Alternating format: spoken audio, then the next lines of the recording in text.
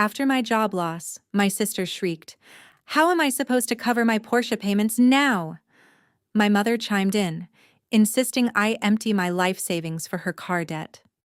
My father then handed me my bags, declaring my sister deserved this house more than I did. I wisely kept silent about the $60 million fintech company registered in my name. I also withheld the detail of my beachfront Hamptons mansion. That night was the turning point for them. My name is Madeline, and I'm 33. Until last Tuesday, my family believed I was merely a struggling accountant, barely making ends meet in Connecticut's affluent suburbs. When I announced I'd been laid off, they offered no comfort. Instead, they demanded my last cent. Before I go on, tell me where you're watching from in the comments. Hit like and subscribe if you've ever had to cut off toxic family members who only valued your money. Growing up, I was always the designated scapegoat, while my 29-year-old sister Brittany was the golden child. My mother, Linda, ensured everyone knew it.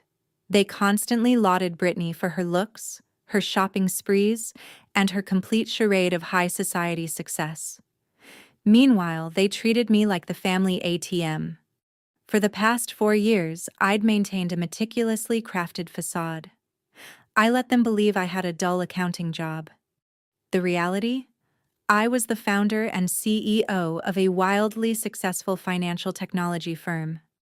I also secretly owned the property management company that subsidized 80% of the rent for the very house my parents inhabited.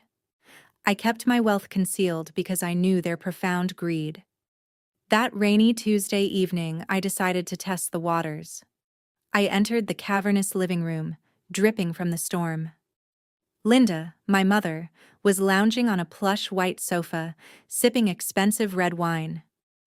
Brittany sat opposite, rapidly tapping on her latest smartphone with long, manicured nails. Neither looked up as I entered. "I lost my job today," I stated, my voice perfectly neutral. The reaction was immediate.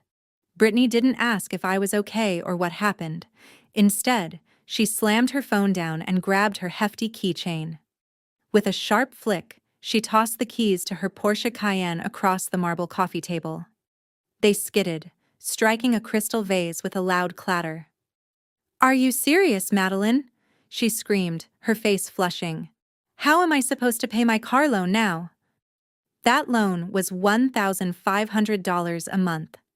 For the last 2 years, my mother had manipulated me into helping Brittany with it, claiming my sister needed a luxury vehicle to enhance her social standing. I'd quietly funded it through a blind trust, acting as a generous benefactor purely to maintain peace. "I don't have a salary anymore, Brittany," I replied, staring blankly at the keys. "I can't afford your luxury vehicle." Linda, my mother, slammed her wine glass onto its coaster. Her eyes narrowed as she glared at me. "How could you be so irresponsible, Madeline?" she demanded. "You know your sister depends on that money.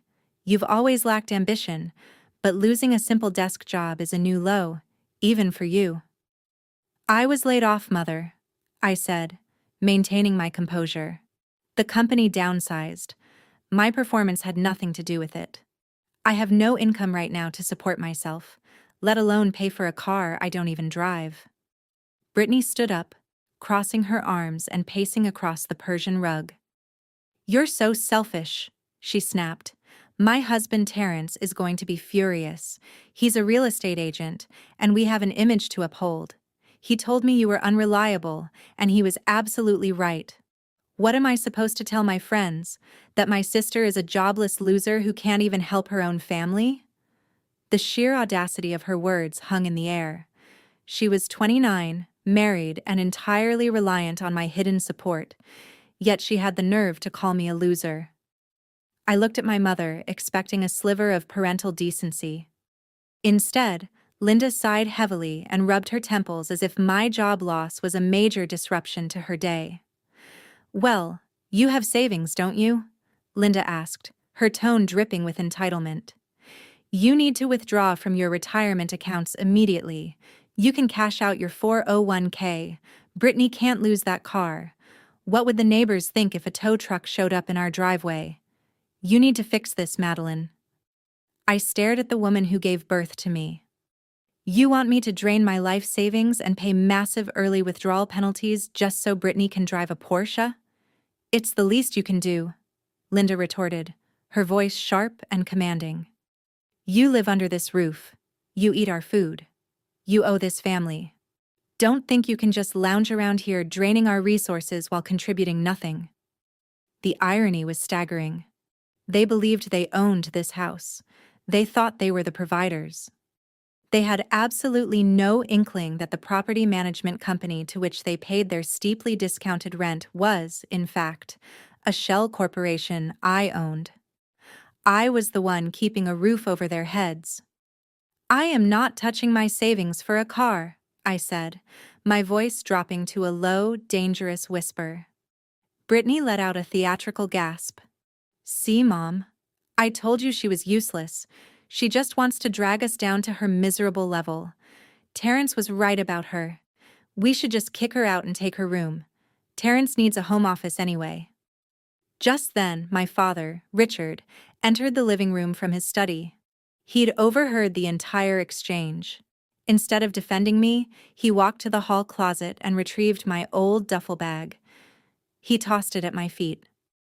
Your mother is right, Madeline, Richard stated, his voice laced with disappointment. Your sister deserves the space in this house more than you do. Terrence is closing big real estate deals and they need a proper home office.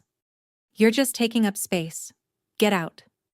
If you refuse to help your sister, then you are no longer welcome to enjoy the comforts of this family, Linda declared, pointing a manicured finger towards the hallway.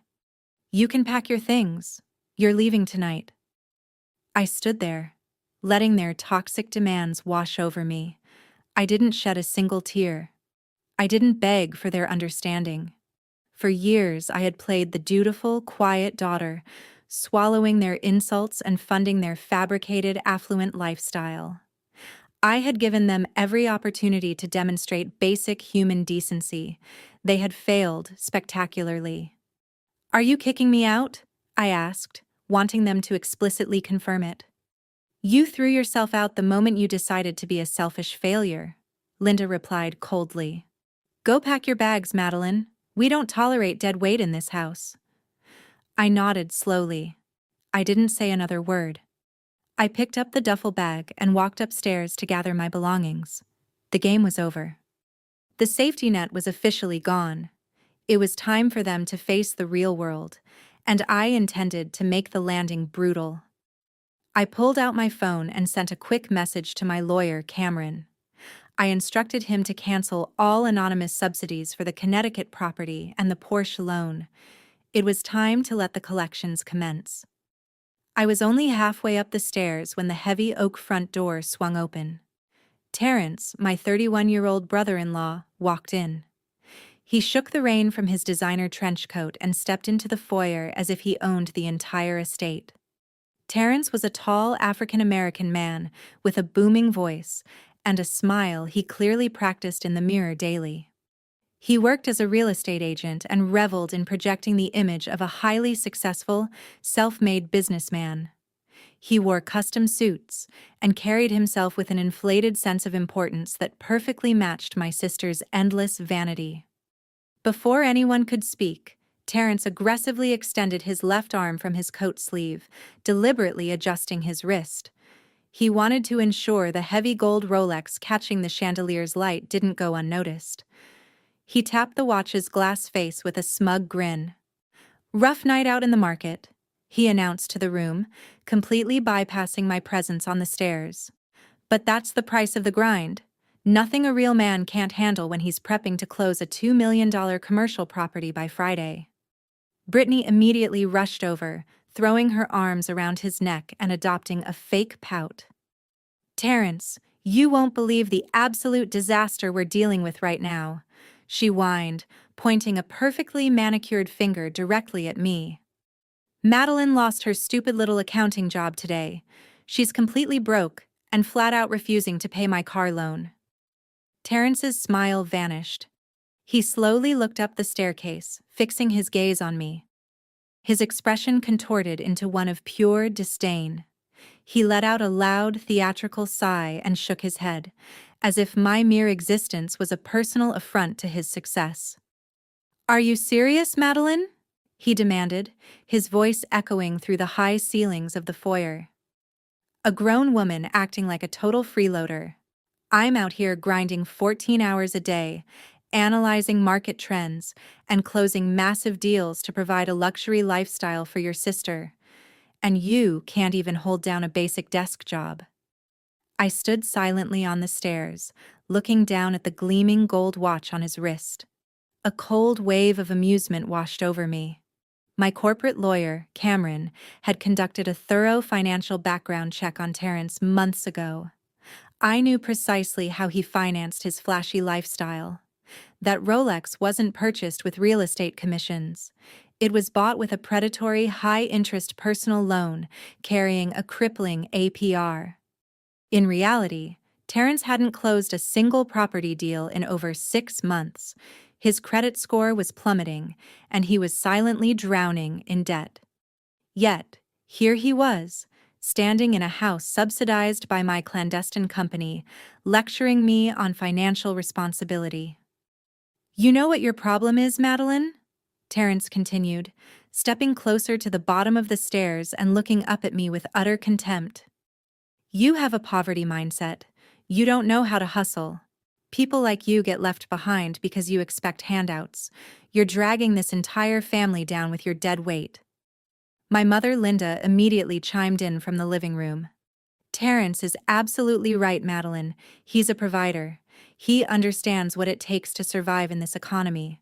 You should be taking notes instead of standing there looking pitiful." Terrence puffed out his chest, basking in my mother's praise. He then turned his attention to my father, Richard, who was still standing near the hallway closet. "Richard, sir," Terrence said, adopting his most persuasive salesman's voice, "with all due respect, I need to be honest with you. I'm out here building an empire for Brittany and our future children. I need a proper space to conduct my business. I need to host high-value clients and negotiate contracts. Madeline is currently occupying the largest master suite on the 2nd floor. A jobless freeloader doesn't need a massive walk-in closet and a private balcony overlooking the gardens. Brittany and I need that room. We need to convert it into my executive home office immediately. It's completely unacceptable that a failure gets the best room in the house while the actual earners are cramped down the hall." I watched my father process this demand. Richard was a man who revered traditional patriarchal success. He loved the notion of a dominant male provider taking charge of the household. The fact that Terrence was spouting aggressive business jargon was all the convincing my father needed. "You make a very valid point, Terrence," Richard said, nodding slowly in agreement.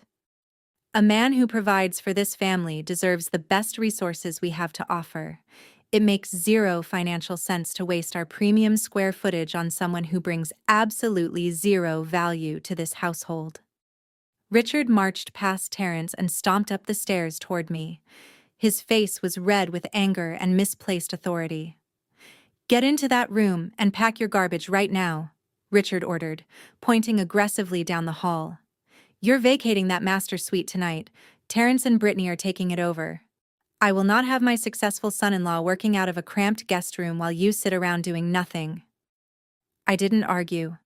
I turned and walked calmly into the master bedroom. I pulled my suitcase from the closet and began tossing my clothes inside. I didn't pack the expensive bed linens.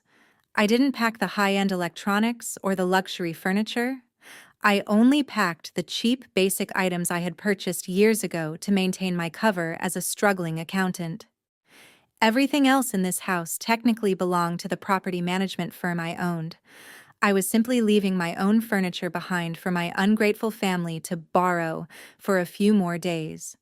Within 10 minutes, I zipped up my suitcase and rolled it out into the hallway. Richard was waiting for me, arms crossed. He didn't even let me carry my own bag down. He grabbed the handle of my suitcase, yanking it roughly from my grip. He dragged it down the hardwood stairs, the wheels bumping noisily against the wood, and marched straight to the front door. He threw the door open, letting the cold, rainy wind whip into the foyer. With a harsh swing of his arm, Richard tossed my suitcase out onto the wet concrete of the front porch. I walked down the stairs slowly, maintaining my perfect composure. I reached the bottom step and looked at the four of them. Terrence was adjusting his fake Rolex with a victorious smirk.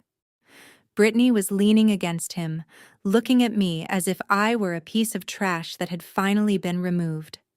Linda was swirling the last sip of her red wine, her face a portrait of narcissistic satisfaction. Richard pointed a rigid finger directly at my face. "You are a disgrace to my name," he declared, his voice completely devoid of parental warmth. "You failed in your career, you failed your sister, and you failed me. Failures have no place in this house. Do not ever come crawling back here begging for our money." I looked my father straight in the eyes. "I will never ask you for a single cent," I replied, my voice eerily calm. "Have a wonderful night in your house." I stepped out onto the wet porch, and Richard slammed the heavy oak door shut right behind me. The lock clicked loudly, echoing in the cold night air. I stood alone in the rain, but I wasn't crying. I reached into my coat pocket, pulled out my phone, and smiled. The countdown had officially begun. The rain was coming down in sheets, soaking through my thin wool coat in seconds. I stood on the wet concrete of the front porch, listening to the heavy deadbolt slide into place from the inside. My father had literally locked me out in a storm. A normal daughter might have collapsed onto the porch, clutching her knees and sobbing into the freezing rain. A normal person who had just lost her job and her home in the span of 20 minutes would be terrified of the future. I didn't shed a single tear. I didn't feel an ounce of panic. Instead, as the icy rain plastered my hair against my face, I felt an overwhelming sense of liberation. The charade was finally over. I gripped the plastic handle of my scuffed suitcase. The wheels squeaked loudly against the wet pavement as I walked down the long, manicured driveway of the estate. I turned right at the end of the street, leaving the glowing windows of my parents' house behind. I walked past the sprawling, manicured lawns of the upscale Connecticut suburb. My family thought I was trudging my miserable life to a cheap motel or walking to a bus stop in the middle of a storm. They assumed I'd be begging them for forgiveness by morning.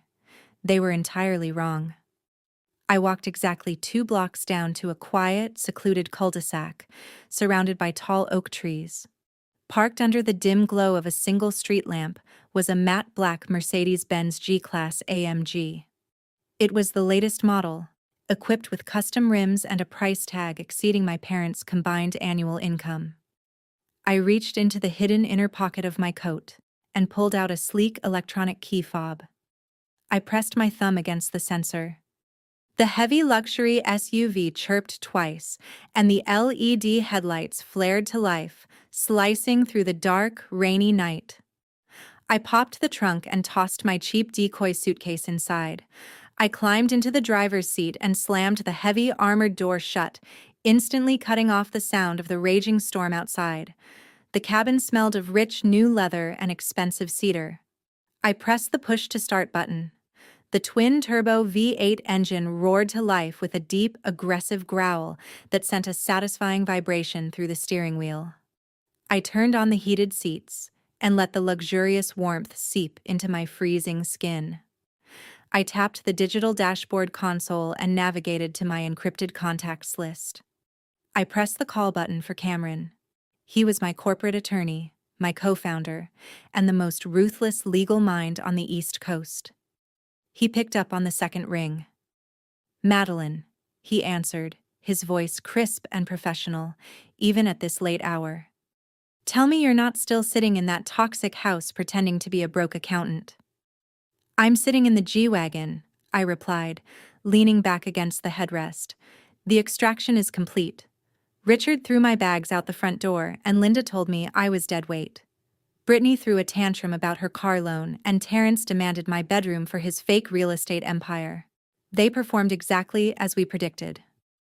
Cameron let out a sharp, dry laugh over the speaker system. I have to admit, their predictability is almost poetic. I assume you are ready to initiate the financial withdrawal then? I am more than ready, I said, shifting the car into drive. Cut off all anonymous payments through the LLC immediately. Consider it done, Cameron replied, typing rapidly on his keyboard. What about your sister's luxury vehicle? Stop the automatic routing for the Porsche Cayenne I ordered, I instructed, navigating the heavy SUV out of the cul-de-sac and onto the main road. Let the auto financing company know that the anonymous guarantor account is officially closed. Brittany is entirely responsible for the $1,500 monthly payment starting tomorrow. Let's see how long she can drive that car before the repossession agents come knocking. Cameron hummed in agreement. The auto loan is going to default fast. I ran the latest credit check on Brittany and Terrence this afternoon. They're currently maxed out on 4 different premium credit cards.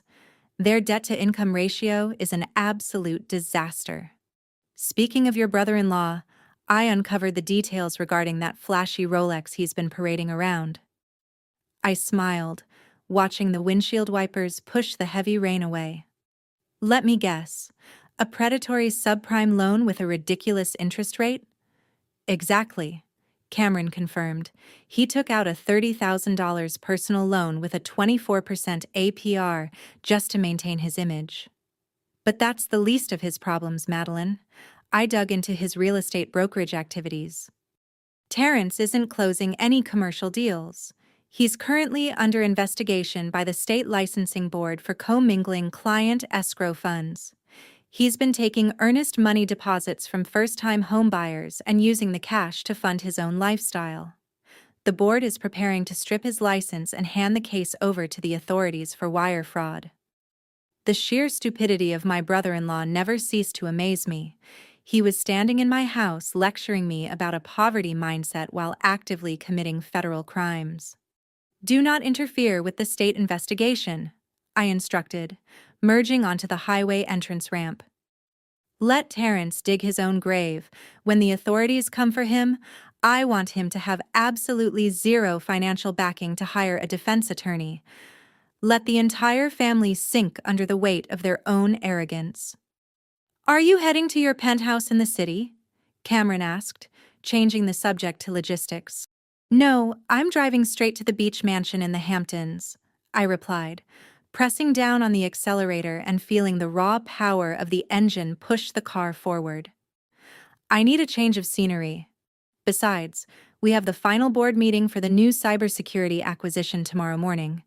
I'll conduct the video conference from the home office overlooking the ocean. I will send the finalized merger documents to your secure server tonight, Cameron said. Enjoy the drive, Madeline. You've earned this victory. I ended the call and tossed my phone onto the passenger seat. The highway stretched out before me, slick with rain but brightly lit by street lamps. I turned up the premium sound system, letting a heavy bass track fill the cabin. I had spent 4 grueling years playing the role of the quiet, submissive failure just to protect my assets from a family that viewed me as an open bank account. I had endured their relentless insults, their psychological manipulation, and their blatant favoritism. They wanted to kick me out into the cold, believing I would be utterly destroyed without their so-called protection. They thought they had won. They thought they had secured their luxurious lifestyle by getting rid of the useless daughter, but they had just severed the only lifeline keeping them from total financial ruin. I gripped the leather steering wheel tightly, a genuine smile spreading across my face for the first time all evening. The game of pretending was over. I was driving toward my multi-million-dollar sanctuary, and they were sitting in a house they could no longer afford. Time to pull the net, I whispered into the quiet luxury of the car cabin. The storm faded into a light drizzle as I crossed the state line into New York. The heavy tires of the G-Class glided smoothly over the empty highway toward the eastern tip of Long Island. 2 hours later, I pulled up to a massive wrought iron gate. I pressed a button on my console, and the gate swung open silently, revealing the winding driveway of my $4 million beachfront estate in the Hamptons. I parked the luxury vehicle in the heated three-car garage and grabbed my cheap scuffed duffel bag. I unlocked the custom glass front door using a biometric scanner. As soon as I stepped inside, the smart home system recognized my presence. The floor-to-ceiling automated blinds slowly retracted, revealing a panoramic view of the dark, churning Atlantic Ocean.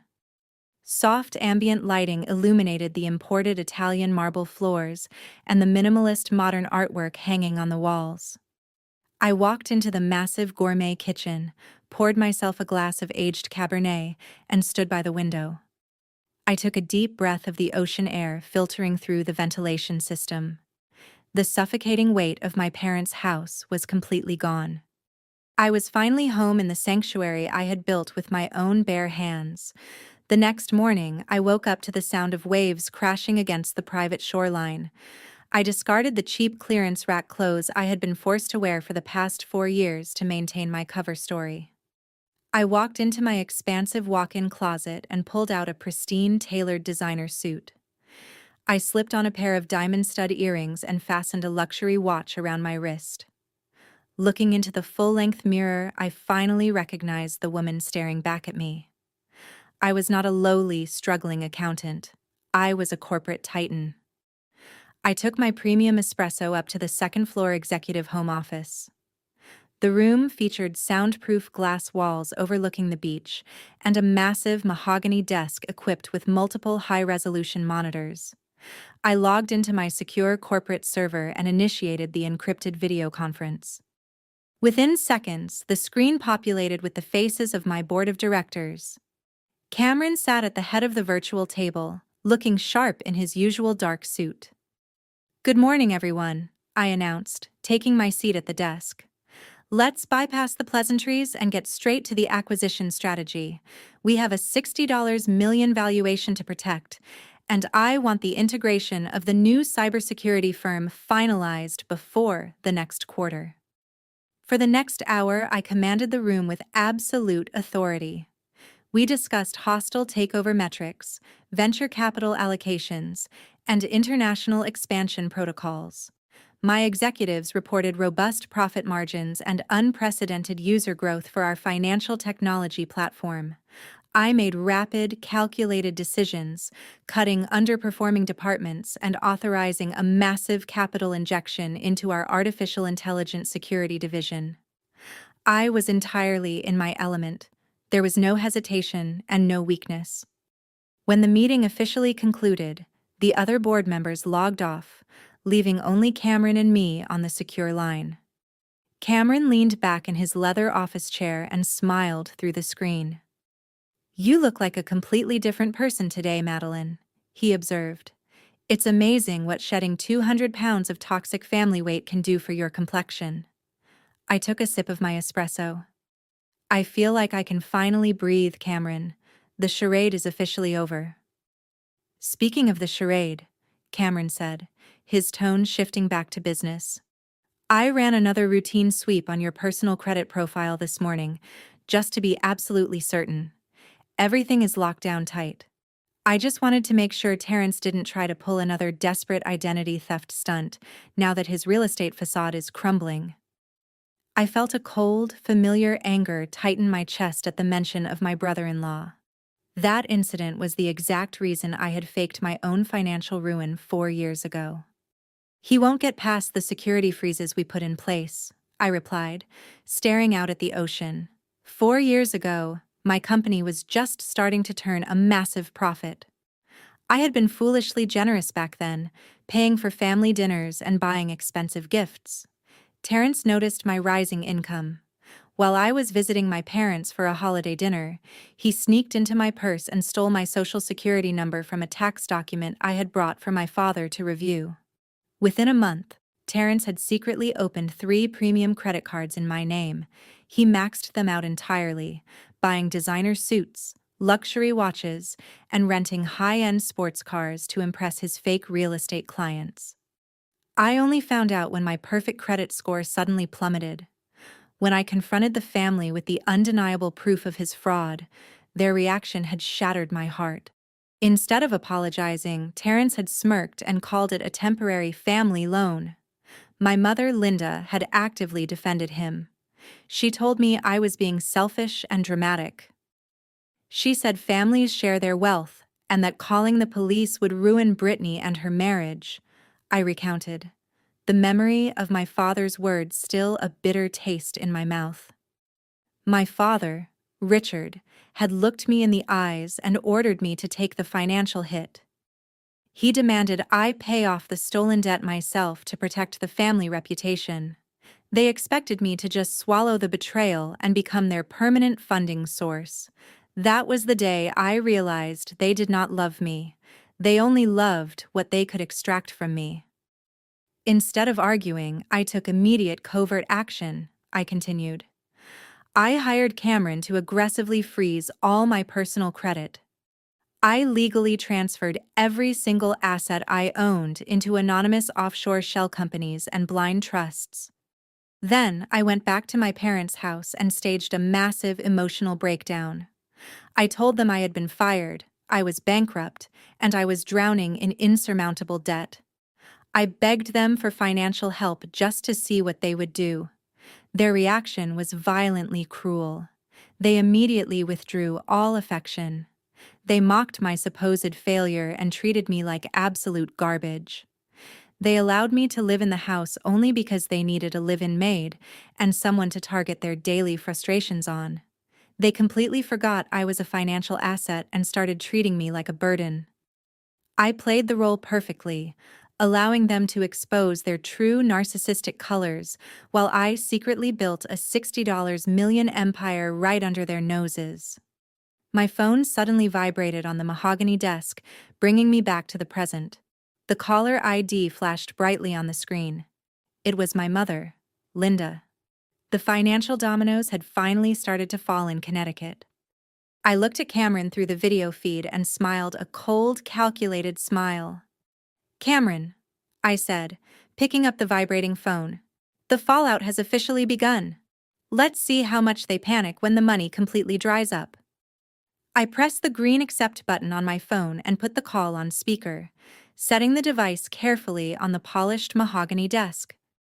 Cameron leaned forward on his side of the video feed, watching with silent anticipation. I did not say hello.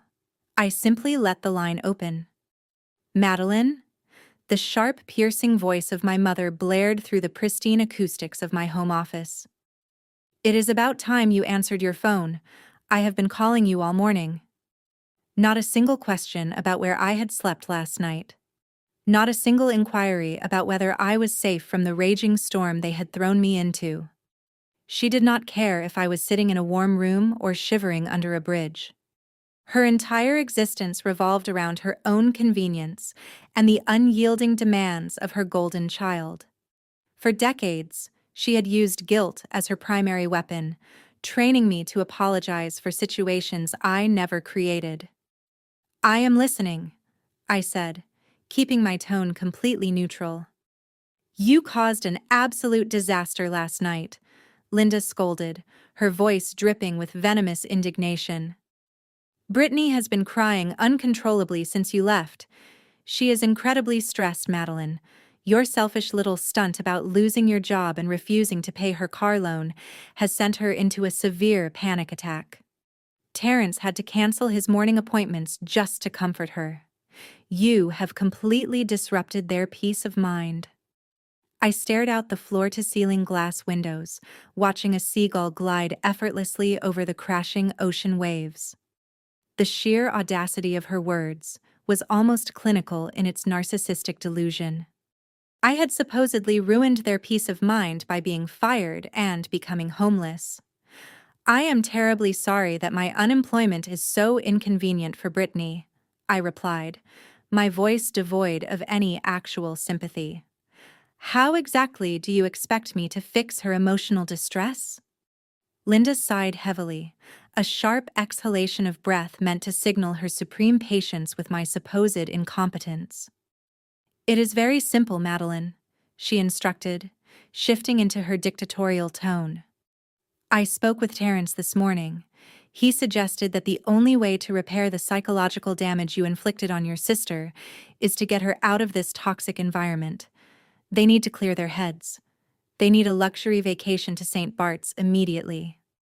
A luxury vacation to St. Bart's? I repeated, letting the absurdity of the demand echo in my quiet office. Yes, Linda snapped, annoyed that I was making her repeat herself. And since you are the one who caused this unnecessary trauma, you are going to finance the trip. Terrence calculated the cost for first-class flights, a private villa, and a premium resort package. It comes out to roughly $25,000. I glanced at the video screen. Cameron had his hand covering his mouth, visibly trying to suppress a burst of laughter. I do not have $25,000, Mother, I stated calmly. I told you last night I lost my job. I have no income. Do not play games with me, Madeline. Linda hissed, her voice rising in pitch. We already discussed this. You have a 401k retirement account from your boring little desk job. You are going to call your brokerage firm right now and request an emergency hardship withdrawal. A hardship withdrawal? I asked, raising an eyebrow, even though she could not see me. Yes, Linda confirmed proudly, as if she had just solved world hunger. You will tell them you have a family emergency. You will take the early withdrawal penalty, and you will wire the $25,000 directly into Terrence's checking account by the end of the business day. They need to book the flights before the premium suites are sold out. I leaned back in my ergonomic leather chair, resting my hands on my lap. The psychological manipulation was a textbook case of gaslighting. She was demanding that I liquidate my supposed retirement savings, accept a massive financial penalty from the Internal Revenue Service, and hand the cash over to my fraudulent brother-in-law so my sister could sip margaritas on a white sand beach. And she framed it all as my moral obligation, as if I owed them my very survival. What happens if I do not cash out my retirement fund? I asked, keeping my voice perfectly steady. Linda gasped loudly, a theatrical display of maternal horror. Then you are dead to this family, Madeline. If you refuse to make this right, you will never step foot in our house again. You will be entirely cut off. Do not think you can come crawling back when you realize how cruel and difficult the real world is. We are giving you one final chance to prove your loyalty to your sister and to us. Withdraw the money today, or we are done with you permanently. The threat was supposed to terrify me. It was designed to trigger the deep-seated fear of abandonment they had programmed into me since childhood. They expected me to break down crying and beg for their forgiveness.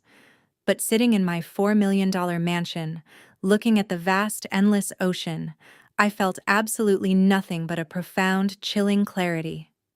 They had no power over me anymore. The invisible chains had completely dissolved. Are you done speaking? I asked. Linda paused, clearly caught off guard by the icy detachment in my voice. What did you say to me? I asked if you were done speaking, I repeated, enunciating every single syllable with razor-sharp precision. Because I want to make sure you hear me perfectly. You listen to me, you ungrateful little... Linda started to shout, but I cut her off immediately. No, you listen to me, I commanded, my voice echoing off the soundproof glass walls. I am not cashing out a single cent for Brittany. I am not funding a vacation for Terrence. I am not subsidizing your luxurious delusions for another second. If your golden child is stressed about her car loan and her lifestyle, she can get a job. If your son-in-law wants to go to St. Bart's, he can use his own money instead of scamming his real estate clients. Madeline, how dare you? Linda shrieked, her voice pitching into absolute hysteria. You will transfer that money right now, or I swear to God. Figure it out yourself, I said coldly. I reached out and pressed the red button, ending the call. The silence that rushed back into the home office was magnificent. It was the heavy, beautiful sound of absolute freedom. I looked back at the computer monitor. Cameron was staring at me with a wide, triumphant grin. That was arguably the most satisfying conversation I have ever witnessed, Cameron said, leaning forward. You completely dismantled her. She gave me the perfect exit, I replied, picking up my espresso cup. They pushed all their chips onto the table thinking I would fold out of fear. Now they have absolutely nothing to leverage against me. Cameron typed a few commands into his terminal. Well, you might want to brace yourself, Madeline, because while you were on that call, my security software flagged an incoming communication on your secondary line. Terrence is calling you, and based on the financial trap we just set for him, I guarantee he is not calling to apologize. Let it go to voicemail, I instructed, turning my chair to face the ocean view again. Let him stew in his own panic.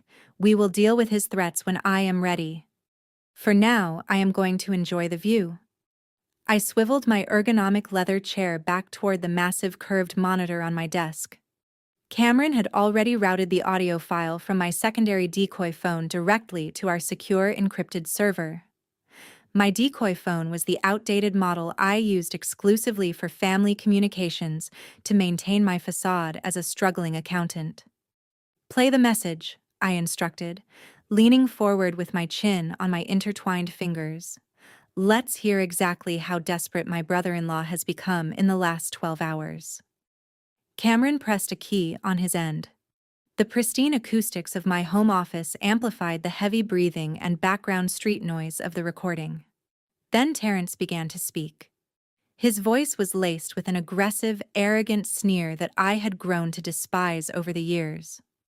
Listen to me very carefully, Terrence commanded through the audio file. Your little stunt last night was cute, but the adults are talking now.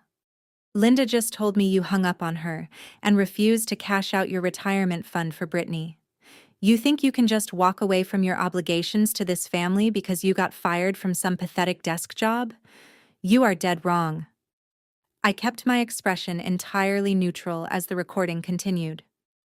I am a respected real estate broker, Terrence boasted, his voice echoing through the room. I have connections all over this state. I know people who hire and fire nobodies like you every single day. You owe me $5,000 right now. Consider it a late fee for the emotional damage you caused my wife, and the inconvenience of me having to rearrange my corporate schedule to deal with your childish tantrum. A sharp snort escaped my lips. 5,000? He was trying to extort only 5,000 from me, and he was wearing a fake Rolex watch, bought with money borrowed at a high interest rate. If you do not wire that exact amount into my checking account by noon today, Terrence threatened, his tone shifting from arrogant to malicious, I am going online. I have thousands of high-value connections on LinkedIn. I am going to write a very detailed public post about your sudden termination. I will tell the entire corporate world that you were not downsized. I will say you were fired for gross misconduct and petty theft. I will tell every recruiter in Connecticut that you were caught stealing from the petty cash drawer and embezzling office supplies. Cameron shook his head in absolute disbelief on the video screen. Good luck ever finding another accounting job when your name is permanently tied to workplace theft, Terrence sneered, his voice dripping with venom. You will be blacklisted across the entire East Coast. You will not even be able to get a job flipping burgers. You have until noon, Madeline. Send the $5,000 or your professional reputation is completely destroyed. Do not test me. I always win. The voicemail ended with a sharp click. The silence in my office felt electric. Terrence had just handed me the exact weapon I needed to annihilate his entire existence. He thought he was intimidating a helpless, terrified former accountant. He had no idea he had just left a recorded extortion threat on the secure server of a multi-million-dollar financial technology chief executive officer. Well, Cameron said, leaning back and folding his arms, that is textbook extortion. It is a clear-cut felony in the state of Connecticut. He just threatened to commit libel and intentionally inflict economic harm unless you meet his financial demands. Save that audio file in 3 separate encrypted locations, I ordered, my voice cold and precise. Make sure the metadata includes the exact timestamp and originating phone number. When the time comes, I want the district attorney to have a perfectly packaged piece of evidence. Already done, Cameron confirmed, his fingers flying across his keyboard. I am appending it to the growing legal dossier we have against him.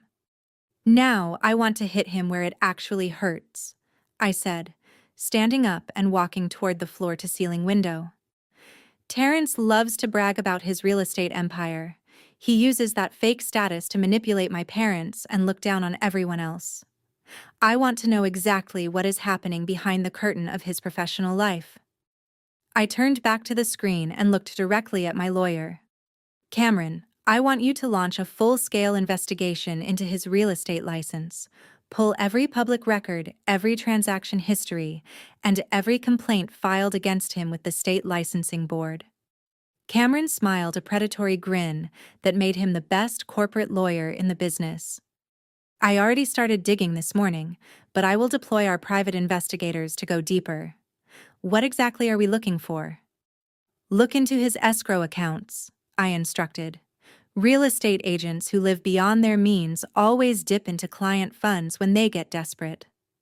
If he is carrying maxed-out credit cards and taking out 24% interest personal loans for his watches, he is definitely mismanaging his business finances. I want to know if he has been commingling earnest money deposits. I want to know if he has any pending disciplinary hearings. I want his entire professional life dissected under a microscope. You want to strip him of his license, Cameron concluded. I want to completely eradicate his ability to ever scam another person, I corrected him sharply. Terrence operates on the illusion of success. Once we expose him to the licensing board and the authorities, his entire identity will collapse. My parents revere him because they think he is a wealthy provider. When they find out he is a broke fraud facing felony extortion and embezzlement charges, the psychological shock will break them. I will have a preliminary report on his brokerage activities by tomorrow morning, Cameron promised. I will also contact our forensic accountant to trace any irregular banking patterns tied to his professional license number. We will build a concrete case against him before he even realizes he is under attack. Excellent, I said, walking back to my desk. Terrence thinks he controls the narrative. He thinks he can bully me into submission for $5,000. Let him post whatever garbage he wants on LinkedIn. It will only add to the defamation lawsuit we will file against him right before the criminal charges hit. I disconnected the video call and picked up my espresso. The rain had completely stopped outside my Hamptons estate. The morning sun was beginning to break through the gray clouds, casting a brilliant light over the ocean. My family had spent years breaking me down to build themselves up. They had thrown me out into the storm thinking I would drown, but they had severely miscalculated. I was not just surviving the storm. I was the storm. And Terrence had just guaranteed that he would be the first one struck by lightning. 72 hours after I was thrown out into the rain, my decoy phone illuminated the polished mahogany of my home office desk. The caller identification displayed my father's name. I let it ring 4 times before I finally pressed the green button. I did not speak. I simply leaned back in my chair and waited for him to break the silence. "Madeline Richard," barked through the speaker, but his usual commanding tone was entirely gone. His voice was trembling tight with a poorly concealed panic that I had never heard from him before. "Something is completely wrong with the property management firm. I need you to look at a legal document right now. You are an accountant. You deal with numbers. I need you to tell me this is a clerical error." I took a slow sip of my sparkling water. "I am no longer an accountant for you, Richard. You made that perfectly clear when you dragged my suitcase out the front door. Why do you not ask your highly successful son-in-law to review the document? Terrence is a real estate expert after all." "Terrence is out showing properties," Richard snapped, a blatant lie to cover his rising anxiety. "Please, Madeline, A certified courier just handed your mother a letter from Apex Horizon Holdings. They are claiming our monthly housing payment is increasing from $1,300 to $6,500, effective on the first of the month. They are stating our subsidized lease agreement has been formally terminated. I could hear Linda pacing heavily in the background, her voice echoing sharply. Tell her to find a lawyer, Richard. It is extortion. They cannot legally raise our mortgage by 500% overnight. We have rights. I will not let some faceless corporate landlord bully us out of our prestigious neighborhood. I smiled at the sheer scale of their financial delusion. My father had spent the last 3 years living a lie and feeding his own ego, while I quietly footed the bill. You do not have a mortgage, Richard, I stated calmly, measuring every word. You have a lease. You have been a tenant for 3 years. What are you talking about? Richard demanded, his breath hitching. I refinanced this house. I negotiated a brilliant restructuring plan with the bank when the market dipped. We own this property. You lost that property to foreclosure 3 years ago. I corrected him, my voice cutting through his massive ego like a surgical scalpel. You took out a massive second mortgage to fund a terrible investment strategy, and the bank came to collect. You were 60 days away from an eviction notice. You were terrified that your country club friends and your precious golden child Brittany would find out you were a complete financial failure. So, you panicked. The line went dead silent. The only sound was Linda's frantic breathing. A private equity firm stepped in and bought the property directly from the bank. I continued, describing the brutal reality of their situation. They allowed you to remain in the house as tenants, but because your credit rating was completely ruined and you couldn't afford the market rent of $6,500, a private anonymous guarantor stepped in.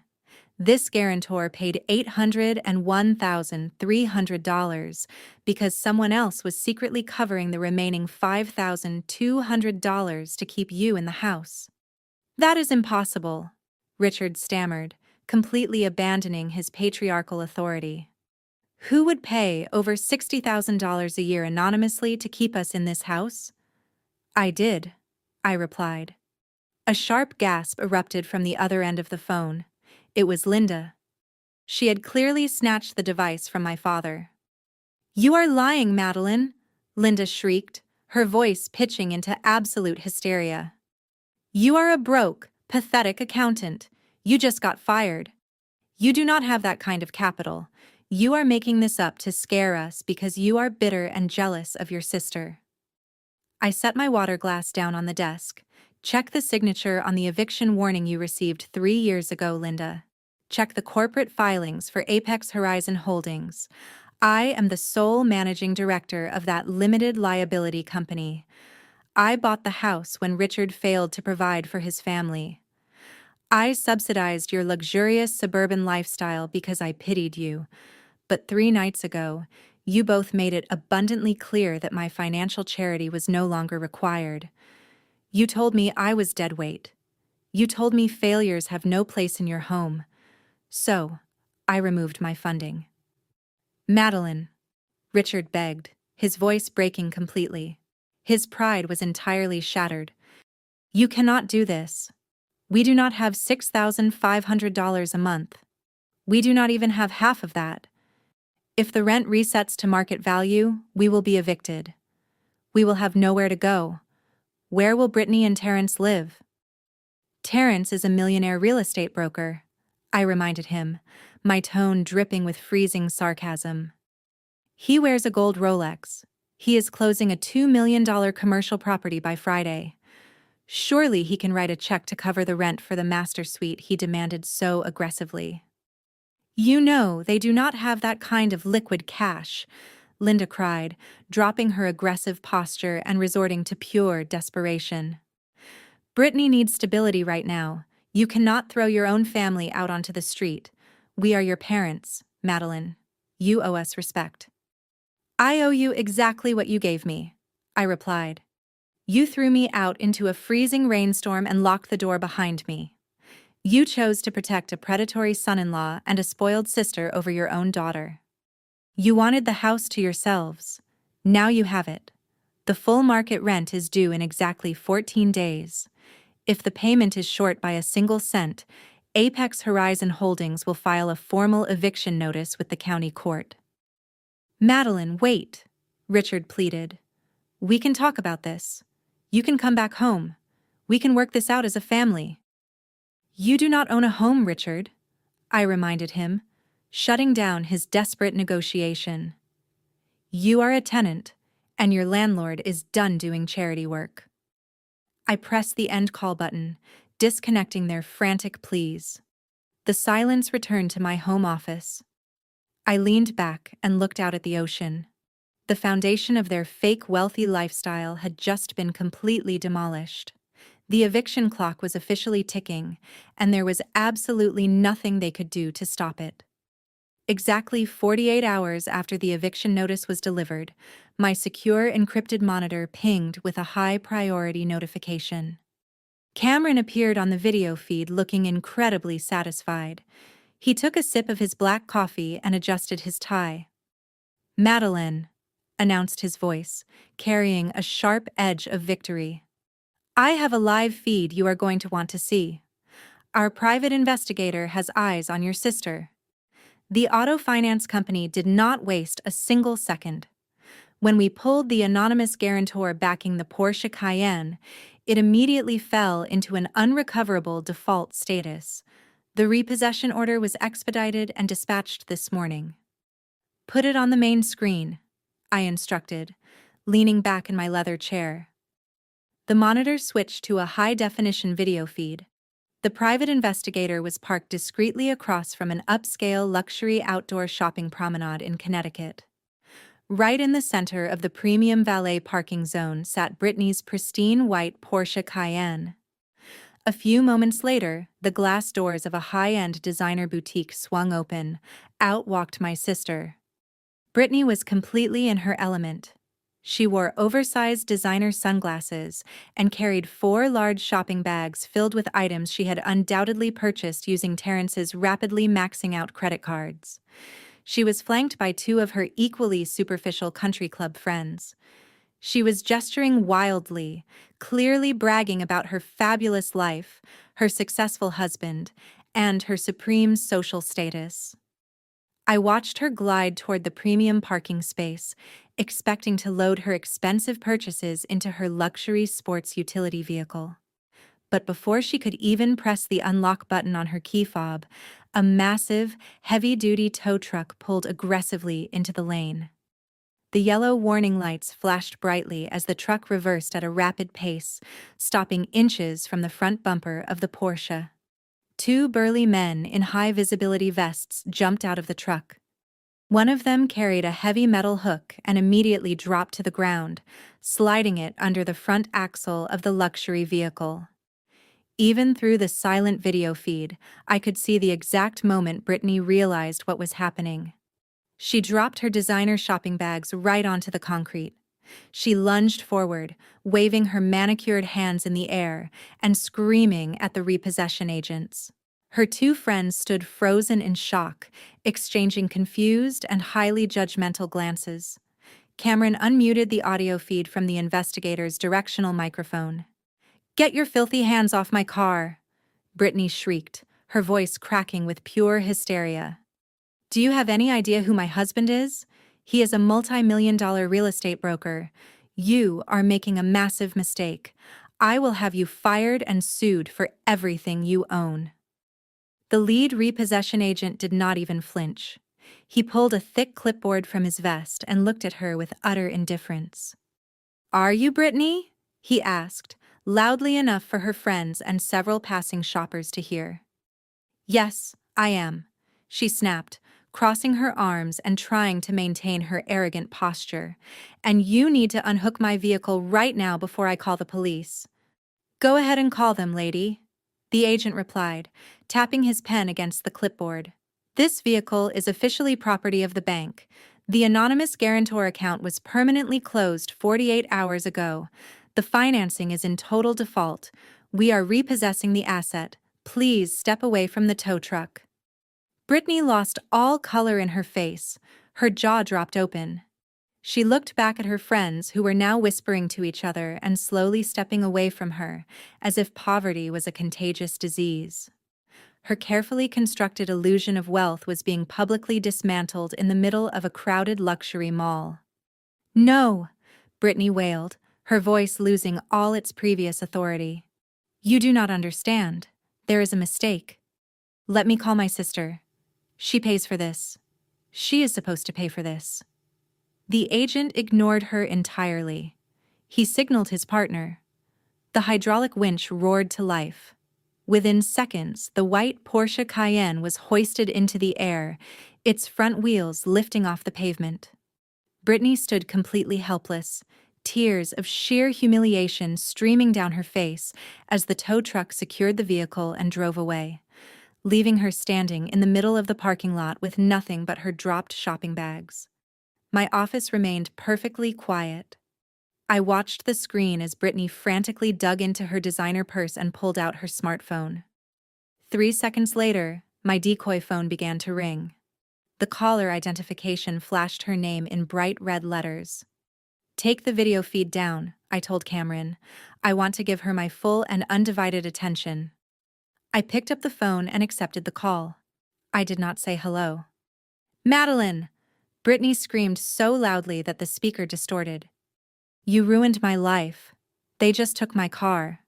They towed my Porsche right in front of everyone. My friends saw the whole thing. I am humiliated. Do you have any idea what you just did to my reputation?" I listened to her unhinged sobbing, completely unfazed by her emotional breakdown. She was not crying because she had lost a vehicle.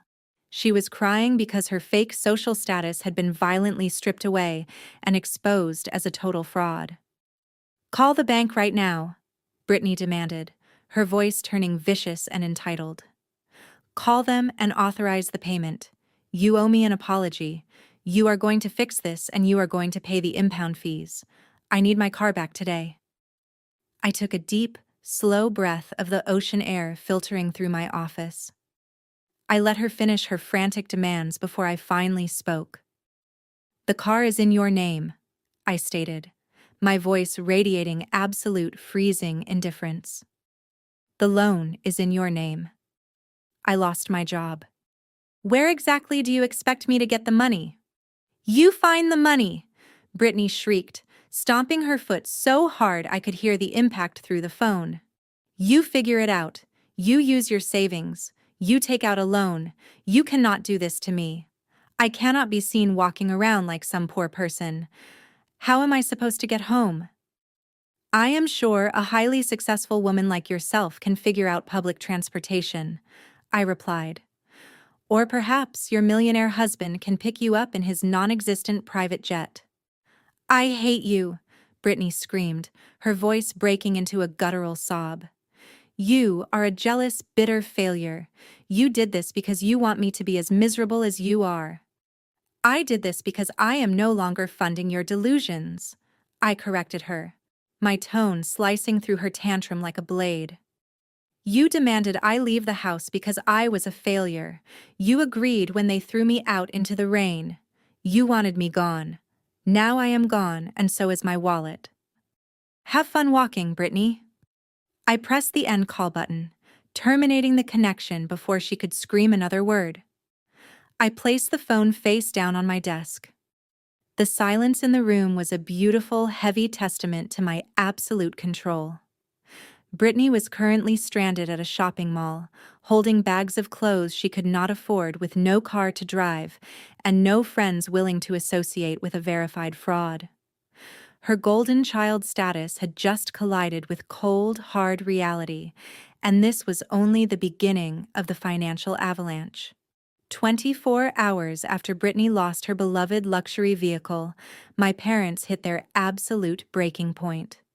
The financial walls were rapidly closing in on them, and their mounting panic quickly mutated into explosive, irrational anger. Richard and Linda simply could not accept the fact that they were being evicted and stripped of their highly subsidized suburban lifestyle. In their deeply delusional minds, I was just a bitter, unemployed accountant who was intentionally withholding money out of pure spite. They refused to believe that their entire existence was collapsing because of their own cruel actions. They decided to take matters into their own hands to fix the problem. They aggressively drove to the downtown corporate plaza where they believed I had been working for the past 4 years. My decoy job had been located in a mid-level commercial building right in the center of the financial district. When my parents angrily marched through the heavy revolving glass doors, they were completely blind to the massive, multi-million-dollar renovations that had recently taken place. The old accounting firm logo they expected to see was entirely gone. In its place was a sleek, brushed steel emblem for Vertex Financial Technologies. Linda marched straight up to the main reception desk, her designer heels clicking aggressively against the newly installed imported marble floor. Richard flanked her, puffing out his chest and attempting to project the false authority of a wealthy patriarch who expected immediate service. "I demand to speak to your human resources director this very second," Linda barked at the impeccably dressed receptionist. "Or better yet, get the branch manager out here right now. I am the mother of Madeline. I know you people laid her off a few days ago, and we are here to officially discuss her severance package. She was wrongfully terminated from this firm, and you owe this family significant financial compensation." The receptionist, a sharp and highly trained professional named Vanessa, did not even flinch. She looked at my red-faced mother with absolute corporate detachment. She typed a few keys on her sleek terminal, accessing the global employee directory, and looked back up with a perfectly neutral expression.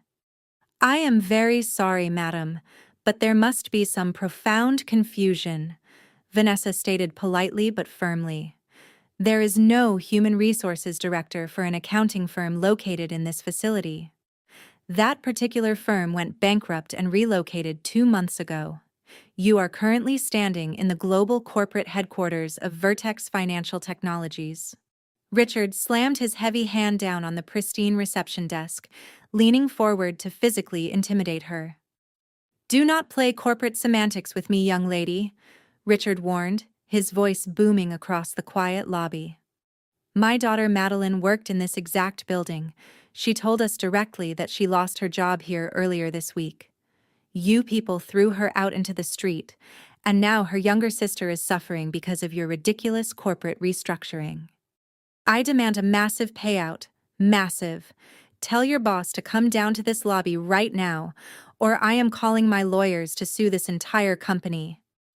Vanessa stared at my father, completely unbothered by his aggressive posturing. She adjusted her posture and met his angry glare.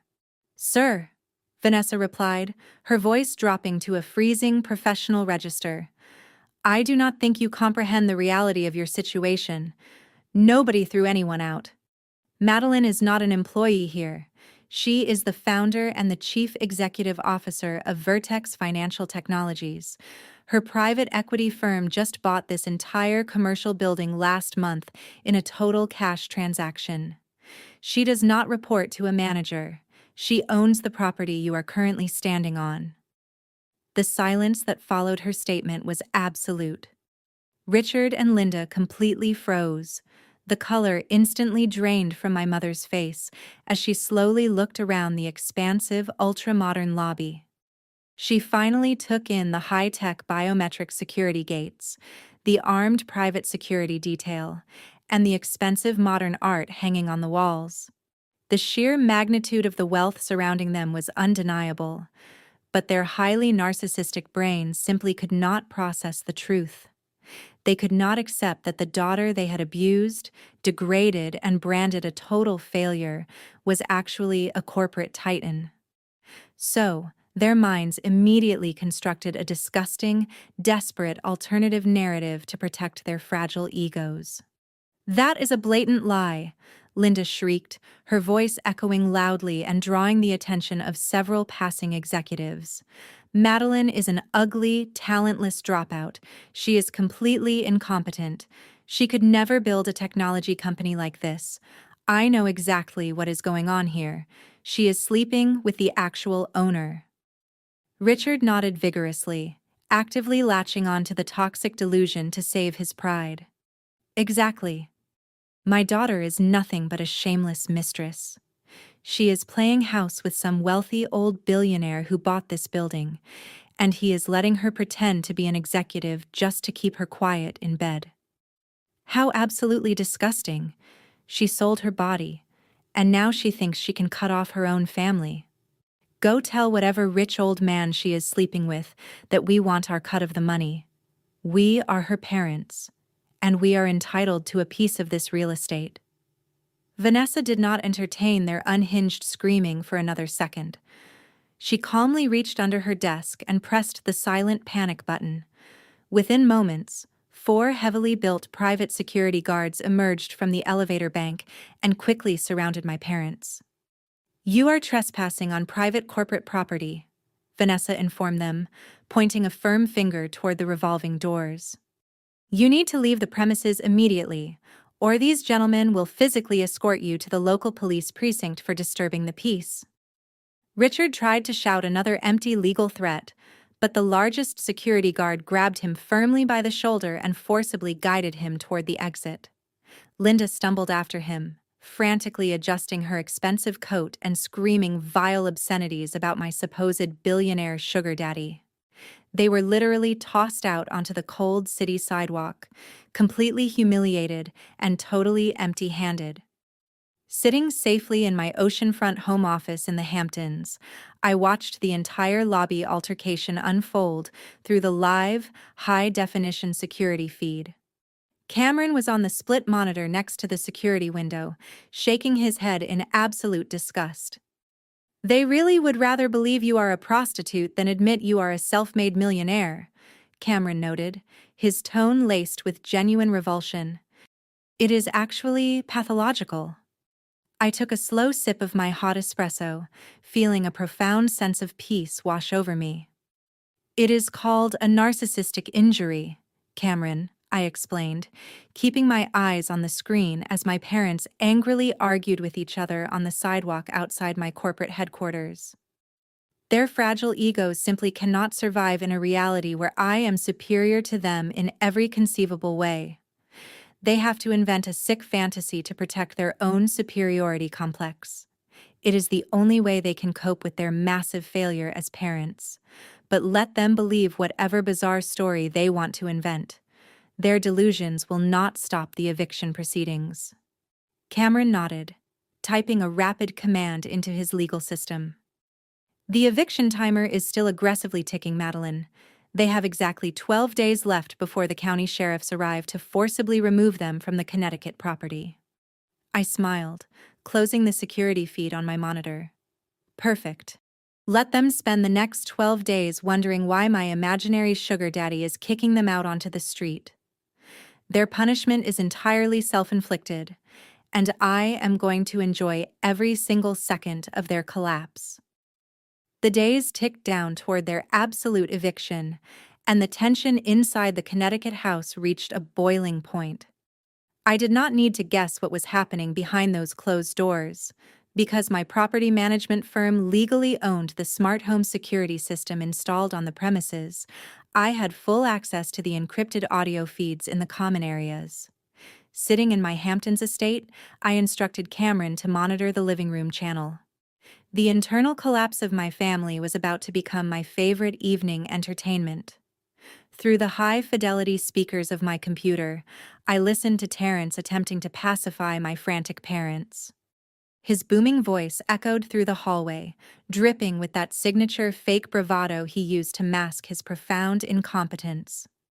I need everyone to calm down right now, Terrence announced, clapping his hands together.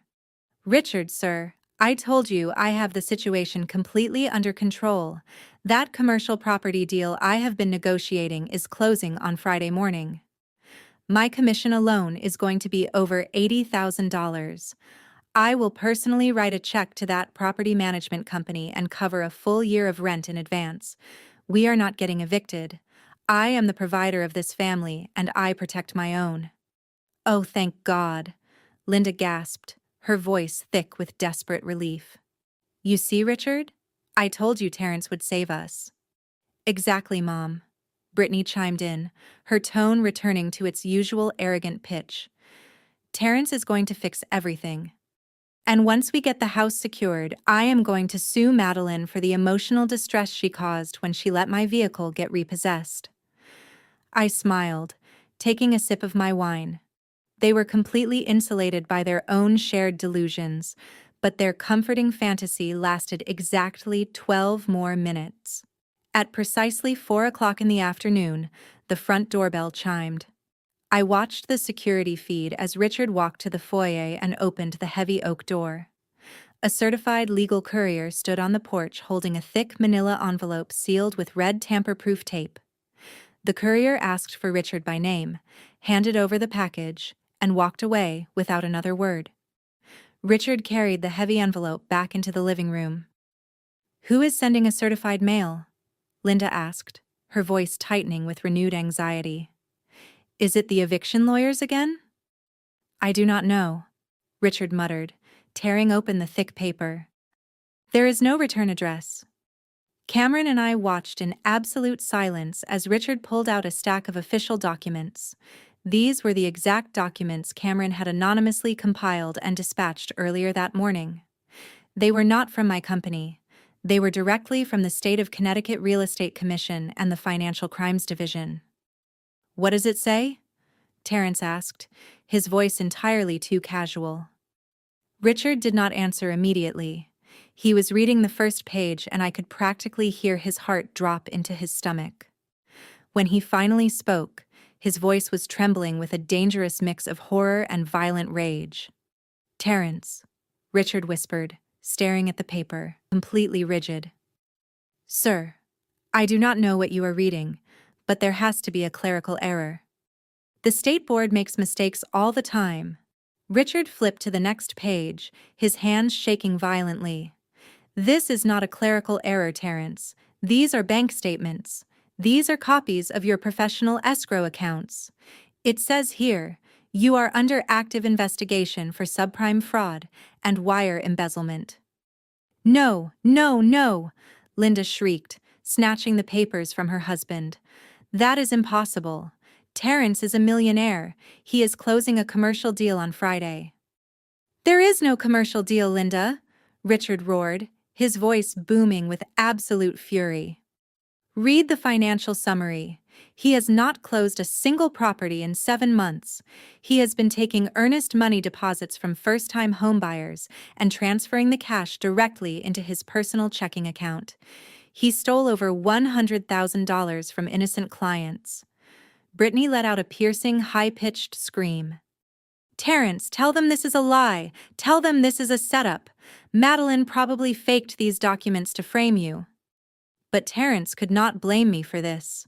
The state seals and official bank watermarks were undeniable.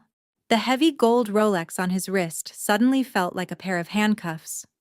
"Brittany, you need to calm down," Terrence stammered, backing away from his father-in-law. "The market has been incredibly slow. I had to move some funds around temporarily just to keep us afloat. I was going to pay it all back." "You stole client money to buy a Rolex?" Richard bellowed, advancing on his son-in-law. "You stole money to buy designer suits while living rent-free in a house my daughter was paying for. You are not a provider. You are a broke, pathetic criminal." Terrence felt his fragile ego shatter, and his defense mechanism instantly switched to vicious aggression. He pointed a shaking finger directly at Brittany. "Do not you dare stand there and judge me. How do you think I paid for your ridiculous lifestyle, Brittany? You maxed out 4 premium credit cards in 90 days. You demanded luxury vacations and designer bags every single week. You bled me completely dry. I had to dip into the escrow accounts because you refused to live within our actual means." "You are blaming me?" Brittany cried, bursting into hysterical tears. "You are a fraud. You told me you were wealthy. I married a successful broker, not a common thief. You lied to my entire family." Linda collapsed onto the sofa, wailing loudly. "We are ruined," she sobbed. "My daughter is married to a felon. The house is gone.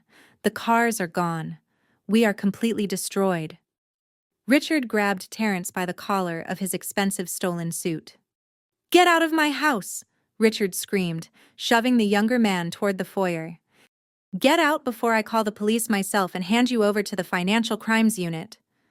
I do not have anywhere to go, Terrence shouted back, batting Richard's hands away. My accounts are frozen. The board locked my assets this morning. I am staying right here.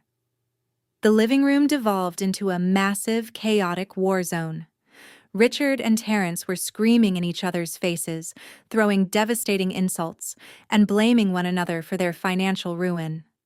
Brittany was sobbing uncontrollably on the floor, mourning her dead social status, while Linda sat paralyzed with the realization that her golden child was legally tied to a soon-to-be convicted felon. The perfect elite family image they had spent decades cultivating was entirely obliterated in a matter of minutes. I reached out and muted the audio feed. I leaned back in my chair and looked at Cameron, who was shaking his head in sheer awe at the magnitude of their implosion. They were no longer focused on me. They were completely consumed by the fire they had started themselves, and the best part was yet to come. The grand finale of their destruction was scheduled for this upcoming weekend, and they had absolutely no idea they were already on the guest list. 48 hours after the explosive confrontation in the living room, Terrence found himself backed into a desperate corner. The state licensing board had officially frozen his bank accounts, and the threat of federal prison for wire fraud was looming heavily over his head. A cornered rat will always bite, and Terrence was a master of deflecting his own failures onto anyone else. He locked himself in the guest bedroom with his laptop, frantically searching for any possible financial lifeline. He began digging into the corporate registration of Apex Horizon Holdings, the company that had just issued their eviction notice. Because he was a real estate broker, he knew exactly how to navigate public property records and corporate shell structures. It took him less than a day to follow the digital paper trail. He linked the registered agent of the property management firm directly to my corporate legal counsel. From there, he traced the public filing straight to the parent organization, Vertex Financial Technologies. When Terrence pulled up the latest financial publications and saw the public valuation of my company, his absolute desperation instantly mutated into bottomless greed. The sheer magnitude of my $60 million enterprise stared back at him from the glowing screen. Terrence printed the corporate summaries and marched back down to the living room where Richard, Linda, and Brittany were sitting in a state of depressed, terrified silence. The reality of their impending homelessness had finally settled over them. Terrence slammed the thick stack of papers onto the glass coffee table. His earlier humiliation over his criminal charges was completely gone, replaced by a manic, aggressive energy. You all need to stop crying and look at this right now, Terrence announced, his voice vibrating with frantic excitement. We are not losing this house. We are not going bankrupt. We are about to become incredibly wealthy, and your deceitful daughter is going to pay for every single thing we want. Richard looked up slowly, his face pale and exhausted. What are you talking about, Terrence? We are ruined. You ruined us with your escrow theft. Do not focus on my minor accounting errors, Richard, Terrence dismissed, waving his hand arrogantly. I was just moving funds around to survive. Madeline committed the real crime here. She committed egregious familial financial fraud. Look at these documents. Your daughter is not a mistress. She is not a fake executive. She is the sole founder and chief executive officer of a financial technology firm worth over $60 million. She owns the company outright. Linda snatched the papers from the desk. Her gaze darted over the printed articles and financial reports. Her hands began to shake, not from shock, but from a sudden, powerful surge of self-importance. 60 million, Linda whispered, her eyes wide. She has 60 million, and she refused to give her sister $25,000 for a vacation. Terrence paced around the living room, leaning fully into his slick salesman persona. Exactly, Linda. She is a sociopath. But here is the most important part. She built this entire empire while living under your roof. She started this company 4 years ago. She used your electricity, your internet, your food, and your structural support to launch a multi-million-dollar corporation.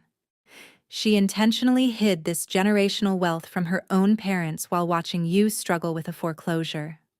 That is not just disrespectful. From a legal standpoint, she unlawfully concealed marital and familial assets.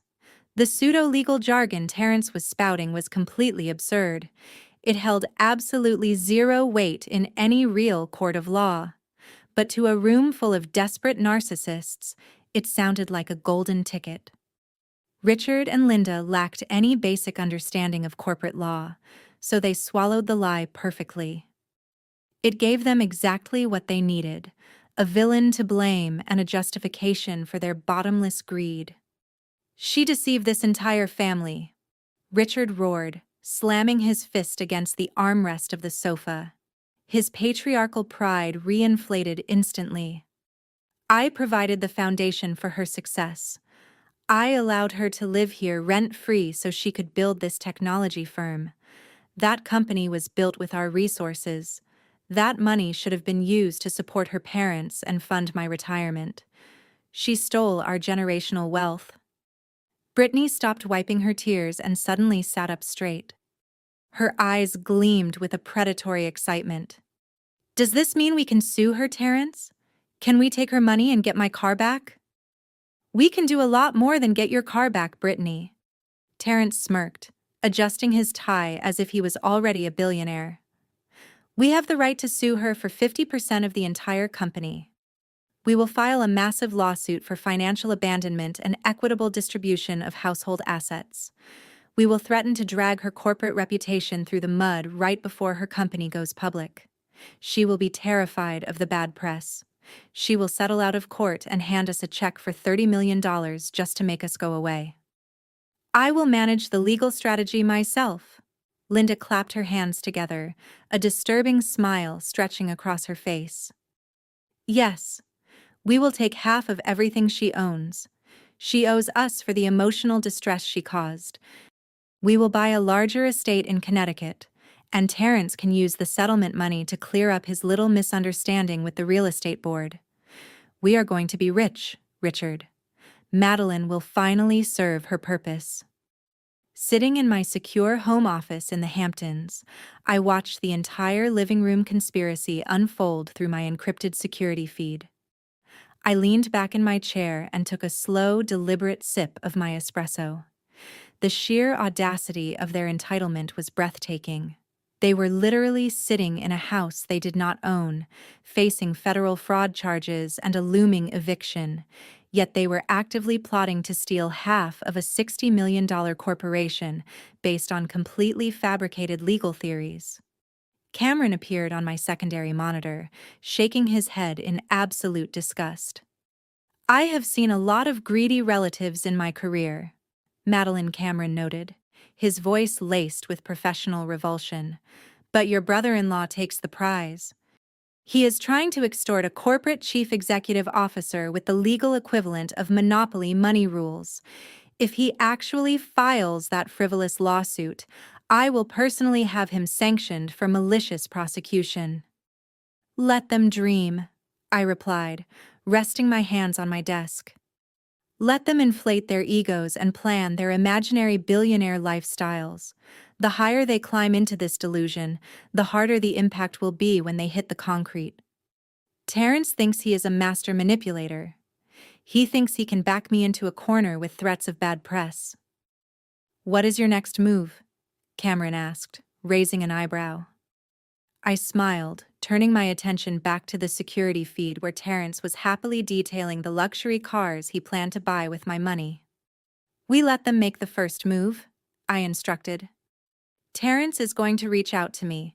He is going to demand a meeting to present his ridiculous extortion demands. When he does, we will roll out the red carpet.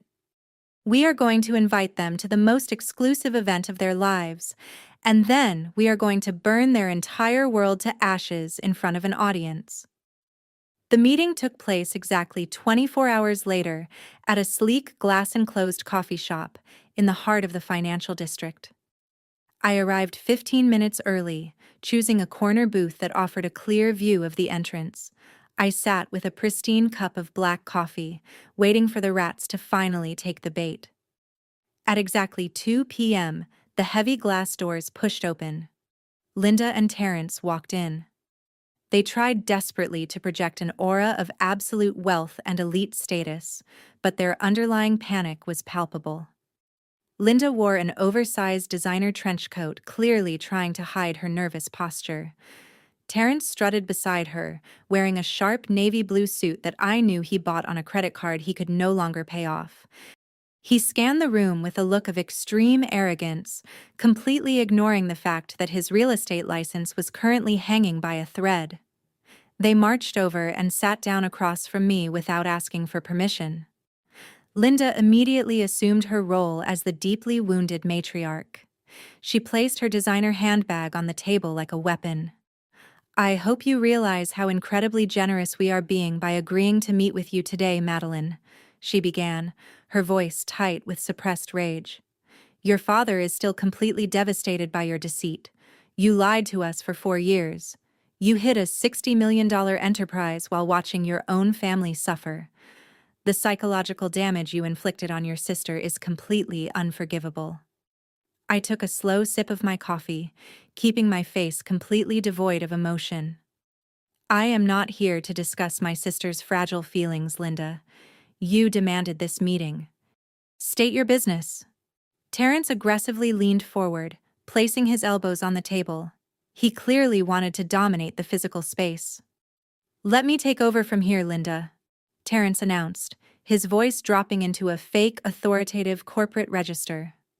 "I have been doing a lot of intensive market research, Madeline. I know exactly what Vertex Financial Technologies is worth.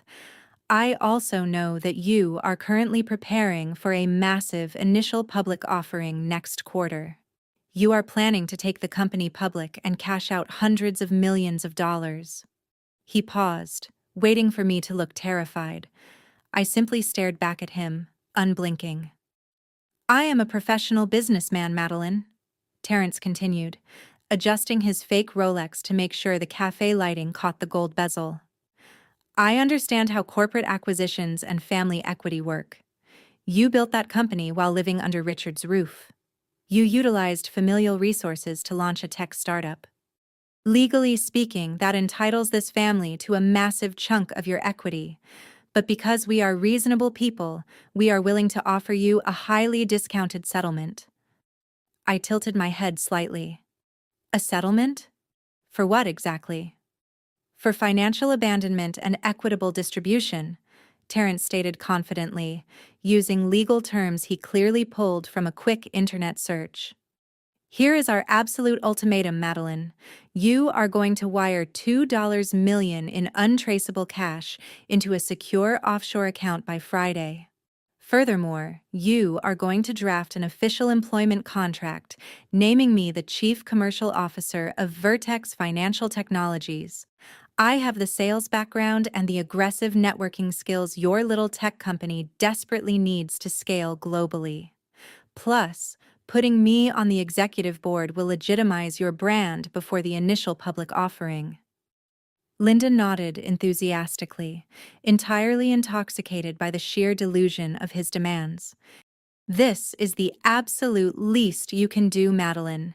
$2 million is pocket change for a company of your size. It will pay off your sister's debts, upgrade our living situation, and allow Terrence to clear up that massive misunderstanding with the real estate licensing board. And giving him an executive position keeps the wealth inside the family where it belongs. I gave you the intelligence to build that company.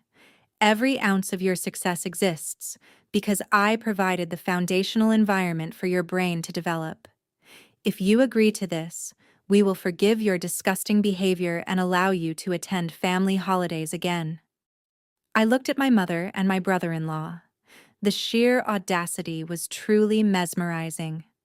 You want $2 million and a C-suite executive position for a man who is currently facing federal wire fraud charges? I asked, my tone perfectly flat. Terrence slammed his hand flat against the table, causing my coffee cup to rattle. "Keep your voice down," he hissed, glaring at the surrounding tables. "Those charges are completely fabricated, and you know it. But let us talk about what happens if you refuse our incredibly generous offer.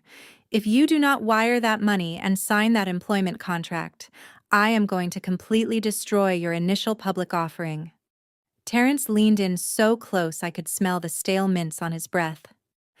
"I will personally contact every major financial journalist at the Wall Street Journal and Bloomberg.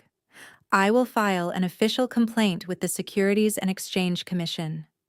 I will tell them that the founder of Vertex Financial Technologies committed massive elder financial abuse. I will say, you stole your parents' retirement funds to illegally secure your startup capital. Investors hate scandals, Madeline. Wall Street hates messy family litigation. The moment I leak those fabricated documents, your corporate valuation will completely tank. Your board of directors will force you out of your own company to save the stock price. You will lose absolutely everything." Linda crossed her arms tightly, leaning back with a victorious smirk. "We will not hesitate to ruin you, Madeline. You owe us your life and your success." I already drafted the emails for Terrence to send to the whistleblower division. One click, and your entire life burns to the ground. You will sign the contract and pay the $2 million, or we will drag your name through the mud until you are begging us for a job. The choice is entirely yours. I sat in absolute silence, watching them sweat under their fake confidence. They were handing me a documented extortion attempt in a public place. They thought they held all the power. They had no idea they had just walked directly into a steel trap. I did not flinch. I did not break eye contact. I sat completely still, letting their hollow threats hang in the air of the coffee shop. Terrence was practically vibrating with nervous energy, his knuckles white as he gripped the edge of the table. Linda was breathing heavily, her eyes darting around to see if anyone had overheard their blackmail attempt. They expected me to crumble. They expected tears and a desperate plea for mercy. Instead, I let a slow, sharp smile spread across my face. It was a smile entirely devoid of warmth. It was the smile of an apex predator watching its prey willingly step into a steel trap. "You want $2 million and a position on my executive board?" I asked, my voice smooth and perfectly controlled. Terrence puffed out his chest, attempting to look physically imposing. "That is the absolute minimum, Madeline. You sign the contract, or your company burns." I reached into my structured leather tote bag. I bypassed the hidden recording device that had just captured their entire felony extortion attempt in crystal clear, high-definition audio.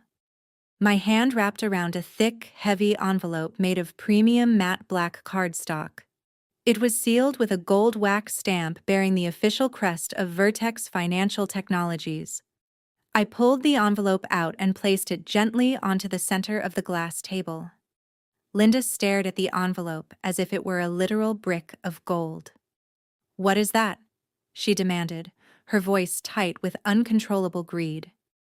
"That is a very exclusive all-access pass," I replied, sliding it toward her perfectly manicured hands. "This Saturday night, Vertex Financial Technologies is hosting our annual corporate charity gala at the Grand Plaza Hotel. It is the most prestigious networking event on the East Coast.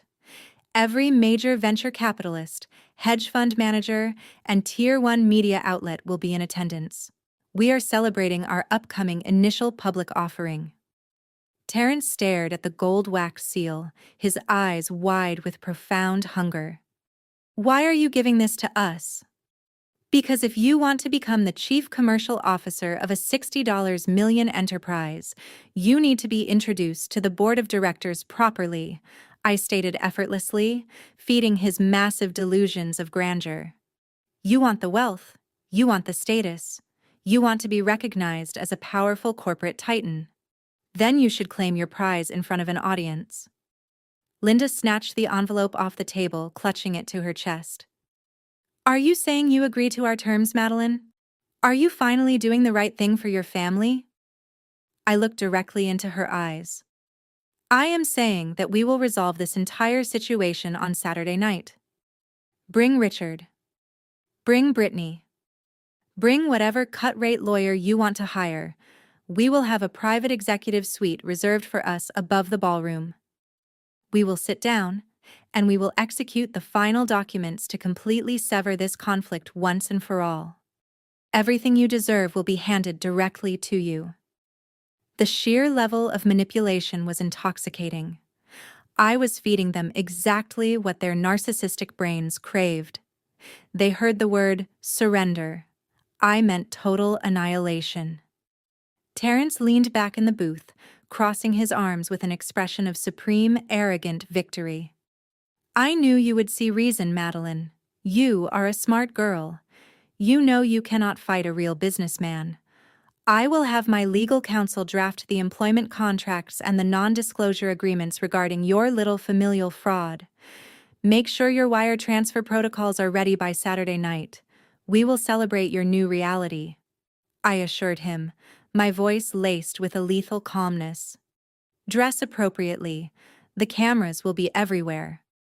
Linda stood up abruptly, her face flushed with euphoric triumph. She looked down at me with the same condescending sneer she had used my entire life. I always knew you needed a strong masculine presence to guide your business, Madeline. Terrence will fix your company, and do not think you can back out of this. We will be there on Saturday. They turned and marched out of the coffee shop, their postures completely transformed. They practically floated out the door, radiating the toxic energy of people who believed they had just conquered the world. I remained in my booth, watching them through the floor-to-ceiling glass windows. As soon as they hit the sidewalk, Linda pulled out her phone, her fingers flying across the screen, likely calling Brittany to announce their massive victory. Terrence hailed a cab, waving his hand with exaggerated importance. I knew exactly where they were heading. They were heading to the luxury boutiques on Fifth Avenue. They firmly believed they were about to be multimillionaires. They were going to buy custom Italian tuxedos and silk designer evening gowns to wear to my gala. I picked up my phone and dialed Cameron. He answered immediately. They took the bait, I announced, watching their cab merge into the busy city traffic. They took it completely. They actually think they successfully extorted me. They are coming to the gala on Saturday night to claim their $2 million and an executive suite. Cameron let out a low, appreciative whistle over the line. Their sheer stupidity is almost a medical marvel. I assume they are currently on their way to max out whatever credit lines they have left. Let them swipe the cards, I instructed, my eyes tracking the cab until it disappeared. Let them buy the absolute most expensive outfits they can find.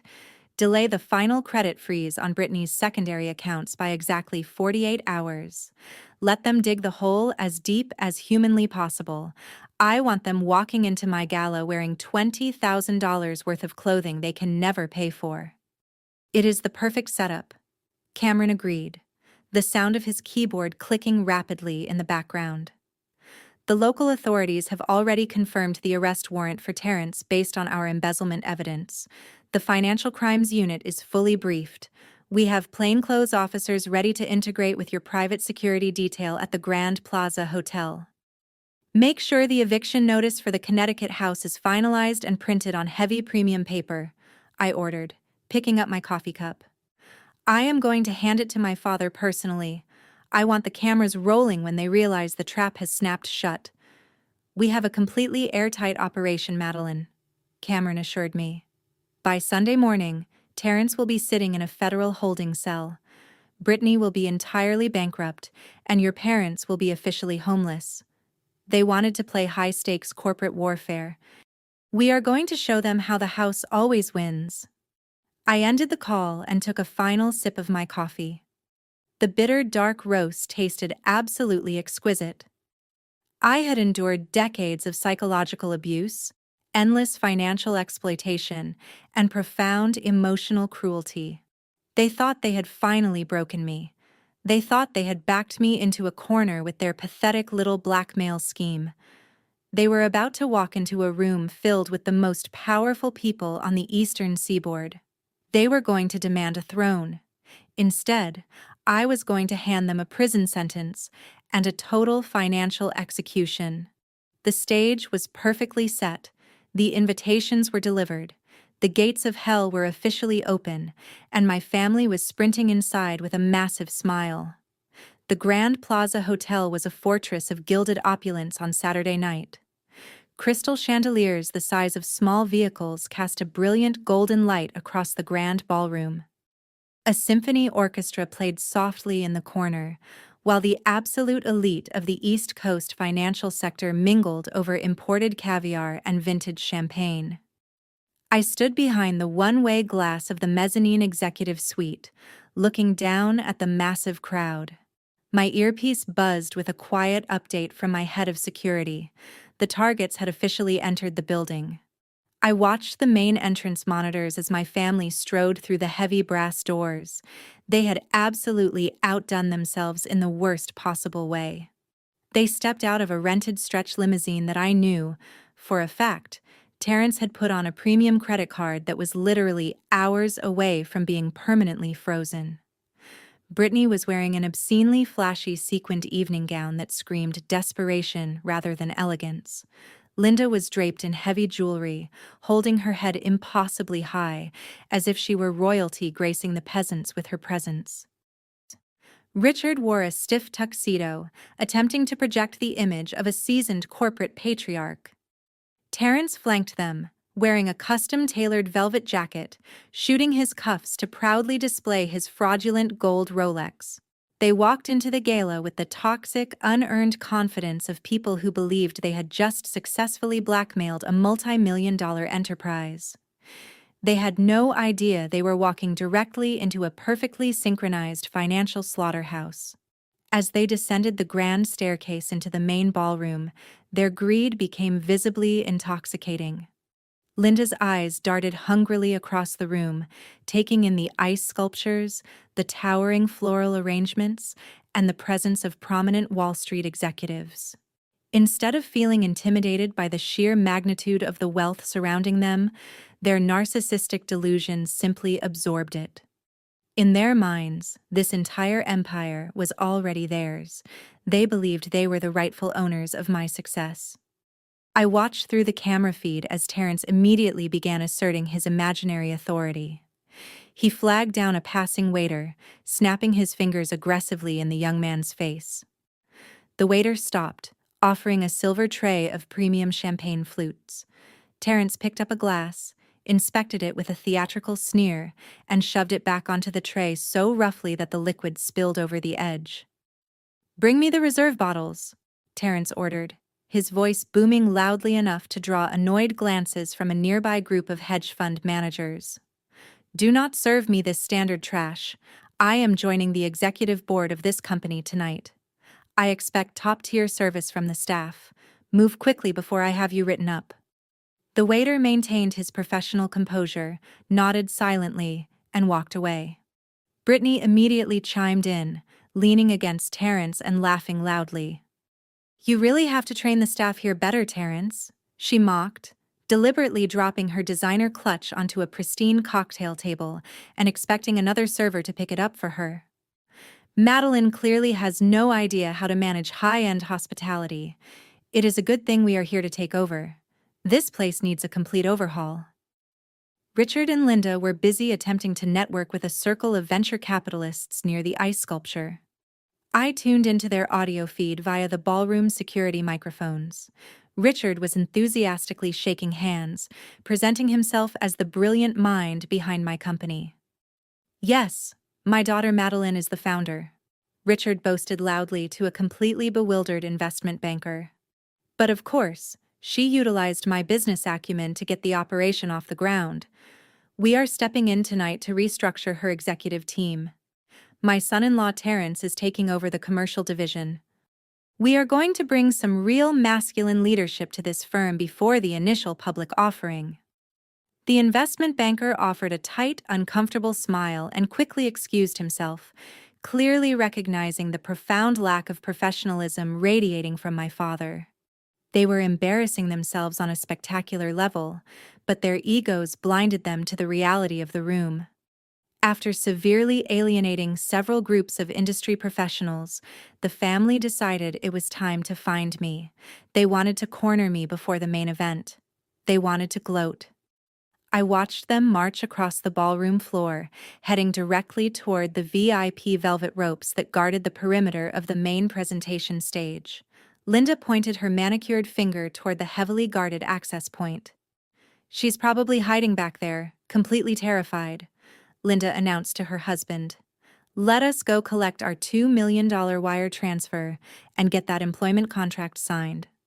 I want to see the look on her face when she officially hands over the power." They approached the VIP access point with aggressive entitlement.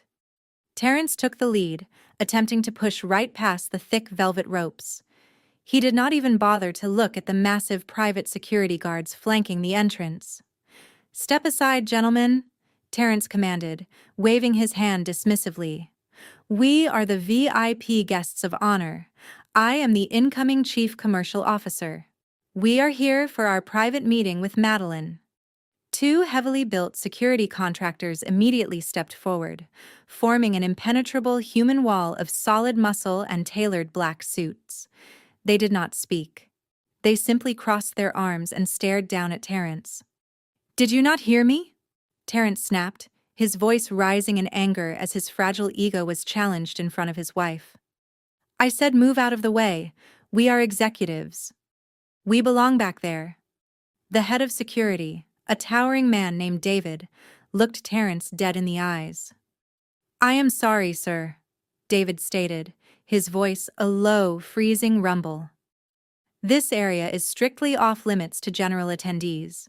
You are not on the executive access list."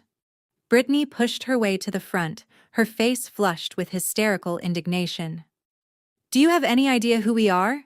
she shrieked, pointing at the guard. "Madeline is my sister. We basically own this company. If you do not let us through right now, Terrence will fire you on the spot." David did not even blink. "My orders come directly from the chief executive officer, madam. You are instructed to remain exactly where you are." Richard stepped up, trying to use his booming patriarchal voice. "This is absolutely outrageous. Go tell Madeline that her father is waiting here. Tell her to come out and face us right now." I smiled, tapping my earpiece. "Hold them right there at the edge of the stage," David instructed, my voice calm and completely lethal. "Do not let them move a single inch. They have the absolute best seats in the house for the main event." "Understood, ma'am," David replied softly, touching his own earpiece. My family stood trapped at the very front of the crowd, fuming with humiliated rage. They were completely blocked from entering the safe haven of the backstage area, perfectly pinned against the velvet ropes. The bright stage lights began to power up, illuminating their angry, panicked faces. They thought they were about to privately extort a weak, terrified woman in a back room. They had no idea the grand curtain was about to rise, and the entire financial world was about to watch their absolute destruction. The tension at the velvet ropes reached a boiling point. Richard was not a man who accepted rejection lightly, especially not from hired help. His face turned a deep shade of crimson as he looked around the grand ballroom. He saw the wealthy attendees mingling, laughing, and completely ignoring his patriarchal authority. The sheer indignity of being treated like a commoner in what he believed was his daughter's empire pushed him over the edge.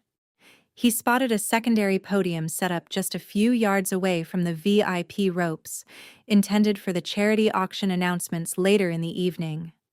A wireless microphone rested on the sleek acrylic stand.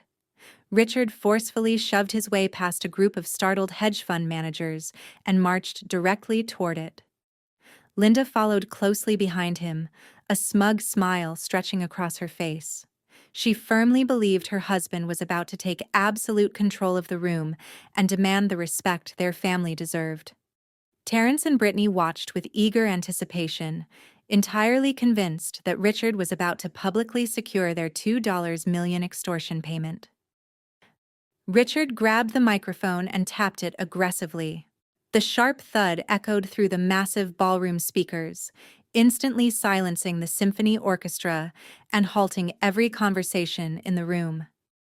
Hundreds of elite investors, tech billionaires, and media tycoons turned their attention toward the red-faced man standing awkwardly at the side podium. "Excuse me?" Richard boomed into the microphone, his voice carrying the harsh, demanding tone he used to terrorize our household for decades. "I need everyone to listen to me right now. I am Richard, the father of the woman running this company. My family and I were invited here tonight as executive guests of honor. We are stepping in to restructure the leadership of Vertex Financial Technologies. My son-in-law Terrence is taking over commercial operations, and we demand that Madeline comes out here to formally execute our contracts immediately. We will not be kept waiting behind a velvet rope like common strangers." The silence in the grand ballroom was absolute and deafening.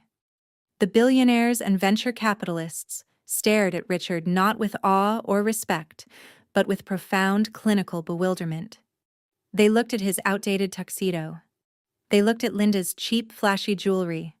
They looked at Brittany's desperate sequined dress and Terrence's fake gold Rolex. The elite crowd instantly recognized exactly what they were looking at. They were looking at a group of arrogant, delusional parasites trying to hijack a multi-million-dollar corporate event. Richard mistook the stunned silence for submission. He gripped the microphone tighter, puffing out his chest. "Madeline Richard," he shouted into the sound system, demanding obedience. "You get out here right now and face your family. You owe us your success, and we are here to collect. Do not embarrass us any further." Terrence smirked, adjusting his tie and stepping forward to bask in the stolen spotlight. He truly thought the room was intimidated by their presence.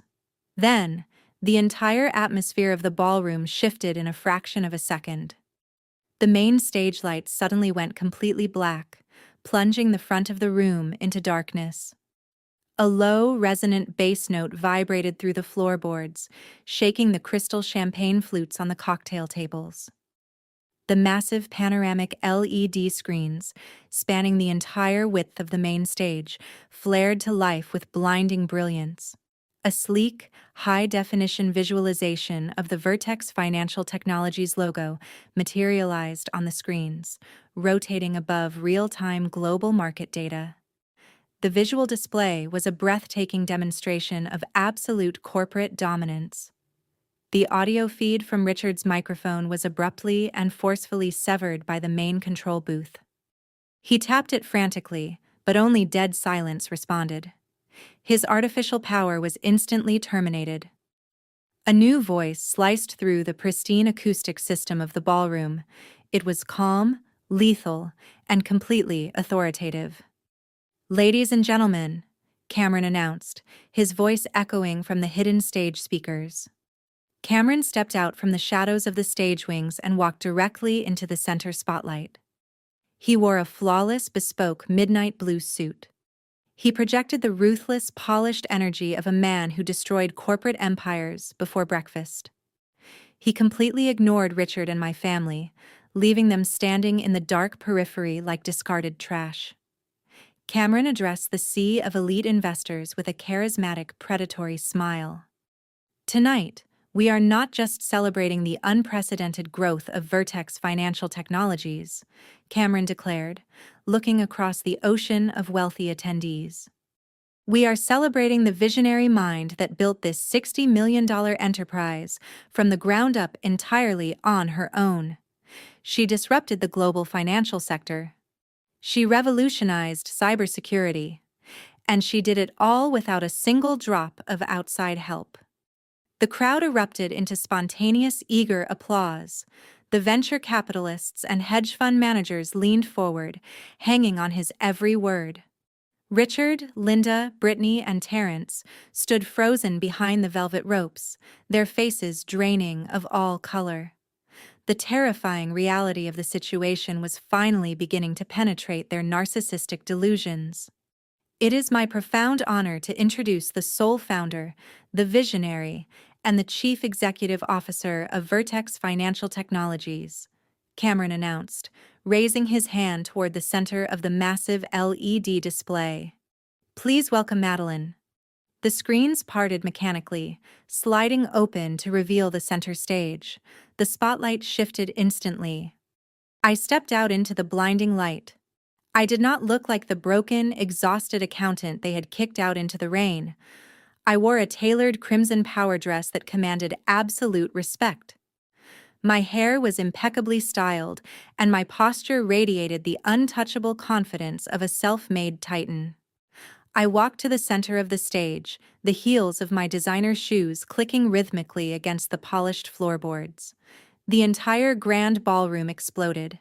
Hundreds of billionaires, banking executives, and industry partners rose to their feet in a massive, synchronized standing ovation.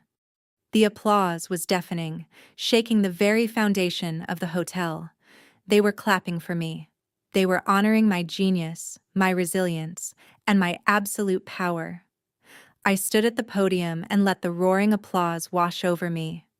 I slowly turned my gaze toward the VIP boundary. I looked directly down at my family. They were completely paralyzed. Richard was staring up at me with his mouth hanging open, the dead microphone slipping from his trembling hand and clattering onto the floor. Linda looked as if all the oxygen had been violently sucked out of her lungs, her eyes wide with sheer, unadulterated terror. Brittany was physically shaking, her hands covering her mouth as the true scale of my wealth finally crushed her fake socialite reality. Terrence looked like a man who had just stepped onto a landmine. His arrogant smirk was entirely wiped from his sweating face. They were staring up at a god. They had come to extort a frightened victim. Instead, they found themselves standing at the feet of a corporate giant while the most powerful people in the country bowed to her. They were absolute nobodies in my kingdom, and the look of sheer, soul-crushing realization on their pale faces was the most beautiful thing I had ever seen. The thunderous applause continued to roll through the grand ballroom, but I raised my hand in a gesture of quiet authority. The room immediately silenced. Billionaires and media moguls held their breath, waiting for my opening address. I adjusted the microphone on the podium and looked out over the sea of faces. Thank you all for being here tonight, I began, my voice ringing with absolute clarity. Vertex Financial Technologies represents the pinnacle of security and transparency. But before we discuss our corporate future, I have a very minor piece of housekeeping to attend to with some unexpected guests. I stepped away from the podium.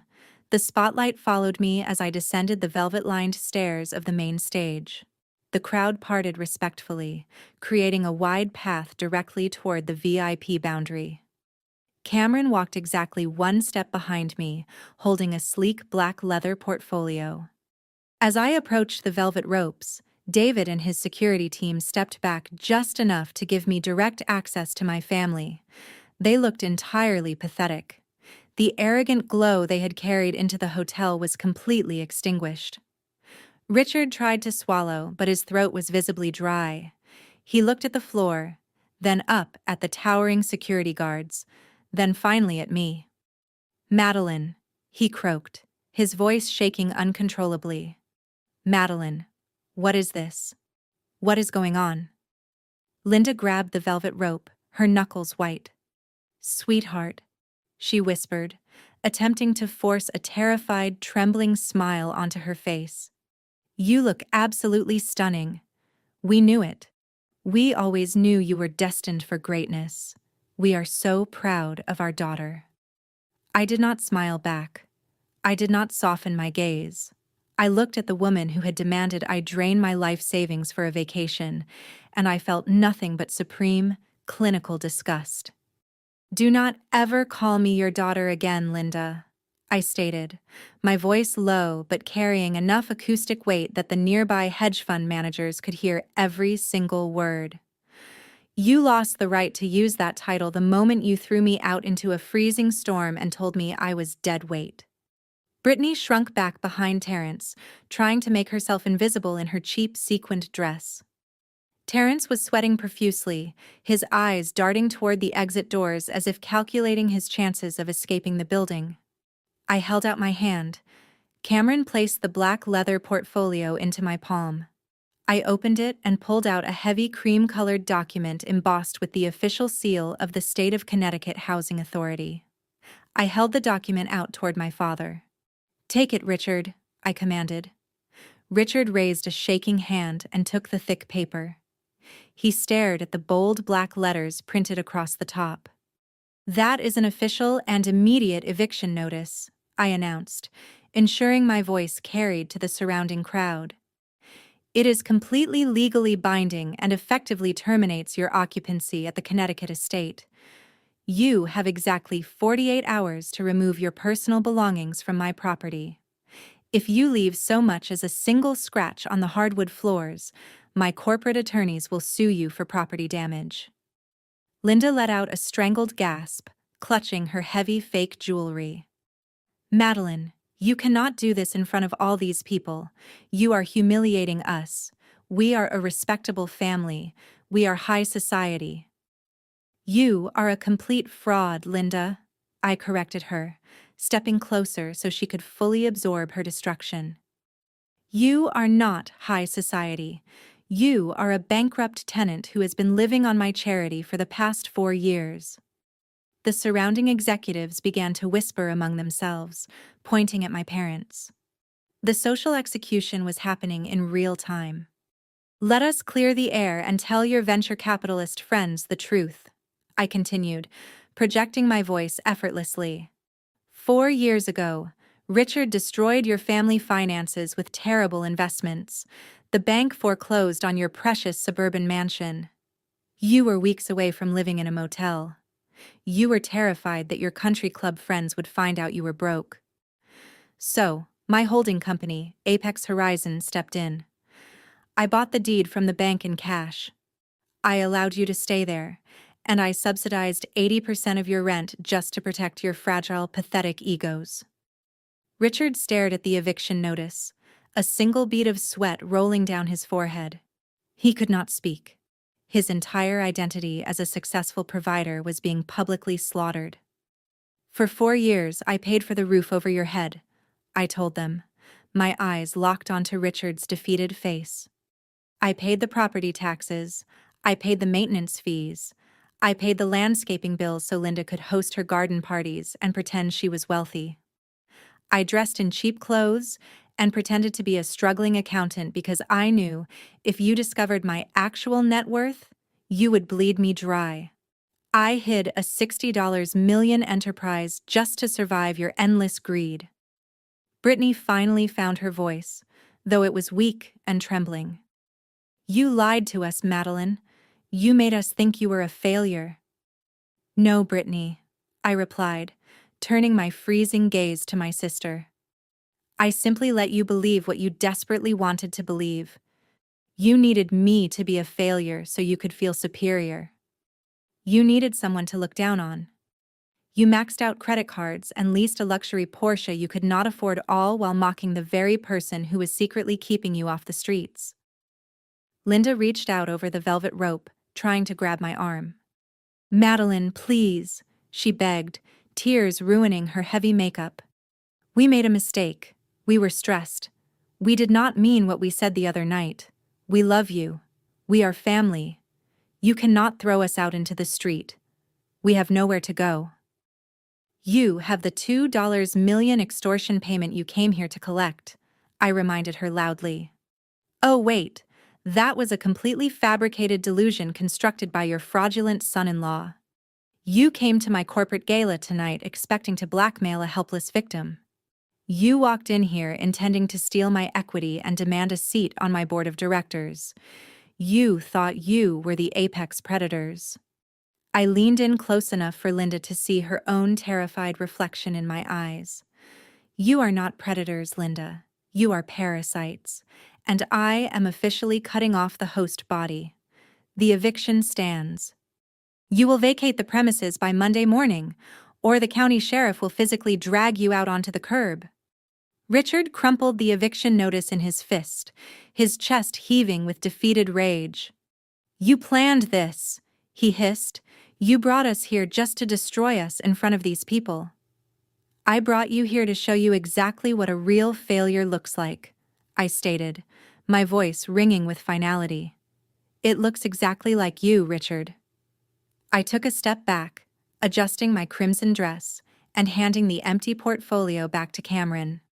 The first blow had been delivered with absolute flawless precision. The Connecticut house was gone. Their social status was entirely obliterated. The crowd of billionaires stared at my parents with absolute disgust. But the night was not over yet. I turned my attention away from my crying mother and my broken father. I locked my eyes directly onto Terrence.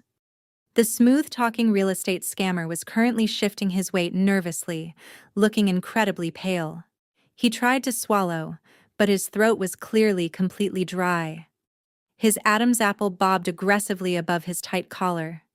He took a subtle step backward, attempting to distance himself from Richard and Linda's spectacular public execution. He desperately wanted the elite crowd to believe he was just a wealthy bystander caught in the crossfire of a messy family dispute. He puffed out his chest, trying to summon that arrogant broker persona, but his dark eyes betrayed pure primal terror. I raised my hand and gave a sharp, definitive nod to David, my head of security. The atmosphere in the grand ballroom shifted instantly. From the dark shadows of the mezzanine and the perimeter of the catering stations, 6 men and women in impeccably tailored but inconspicuous suits stepped forward. They moved with absolute tactical precision, effortlessly parting the sea of wealthy executives. They did not wear the discreet earpieces of my private security detail. As they approached the velvet ropes, the lead investigator reached into his jacket pocket and let a heavy gold badge fall open against his chest. State Financial Crimes Unit. Terrence gasped, a pathetic, strangled sound escaping his throat. He instinctively took another step back toward the exit, but 2 of my massive security guards instantly closed ranks behind him, cutting off his only avenue of escape. Cameron stepped forward, standing shoulder to shoulder with the lead investigator. He held a thick blue legal dossier, the culmination of our relentless forensic accounting investigation. Detective Cameron addressed the officers, his voice carrying effortlessly over the stunned silence of the ballroom. We have compiled a comprehensive and fully documented forensic report regarding the commercial brokerage activities of this individual, he stated. Inside this dossier, you will find irrefutable bank statements, forged wire transfers, and verified client complaints proving that he has systematically embezzled earnest money deposits from innocent first-time homebuyers to fund his own personal luxury lifestyle. The investors and tech billionaires surrounding the stage began to murmur in disgust. Financial fraud was the ultimate cardinal sin in this room. They looked at Terrence with absolute revulsion. Terrence raised his shaking hands, his voice cracking violently. That is a lie. That is a complete setup. Madeline faked those documents. I am a legitimate businessman. I am closing a commercial deal on Friday. You are not closing anything, Terrence, I stated, my voice echoing like a judge handing down a final sentence. Your real estate license was officially flagged for revocation 48 hours ago. Your professional escrow accounts have been completely frozen by the state board. You are entirely bankrupt. Linda let out another piercing shriek, clutching her husband's arm as the reality of her golden son-in-law's criminal status finally registered. But Cameron was not finished. He opened the blue dossier, pulling out a separate stack of heavily redacted bank applications. He looked directly at Brittany, who was currently trembling violently in her cheap sequined dress. Actually, embezzlement is not even the most severe charge on the table tonight. Cameron announced, a lethal smirk playing on his lips. When Terrence realized the state licensing board was actively investigating his stolen escrow funds, he panicked. He needed a massive influx of untraceable liquidity to cover his tracks and pay back the missing deposits. But his own credit score was completely destroyed. So, he utilized the personal identifying information of his own wife. Brittany froze, her tear-streaked face turning an alarming shade of gray. "What are you talking about?" she whispered. "Your loving husband stole your social security number," Cameron declared, delivering the fatal blow. "He forged your signature on multiple high-risk financial applications. He leveraged your clean credit history to take out a $500,000 loan from a network of predatory high-interest lenders. He took the cash, spent a portion on luxury items like that fake gold Rolex currently on his wrist, and lost the rest trying to cover his fraudulent tracks." The air was completely sucked out of the room. "You are currently carrying $500,000 in toxic debt, Brittany," I explained, looking down at my sister with absolute zero pity. "You do not own a Porsche. You do not own a house. You own a $500,000 financial anchor, and your husband wrapped the chain directly around your neck." Terrence shook his head frantically, his eyes darting wildly. "It was a temporary bridge loan," he stammered, his facade entirely crumbling into pathetic desperation. "I was going to pay it back. I am the provider. I was protecting the family." The lead investigator stepped right up to the velvet rope. "You have the right to remain silent. You are under arrest for multiple counts of wire fraud, grand larceny, and identity theft." Two armed officers moved swiftly past the barricade.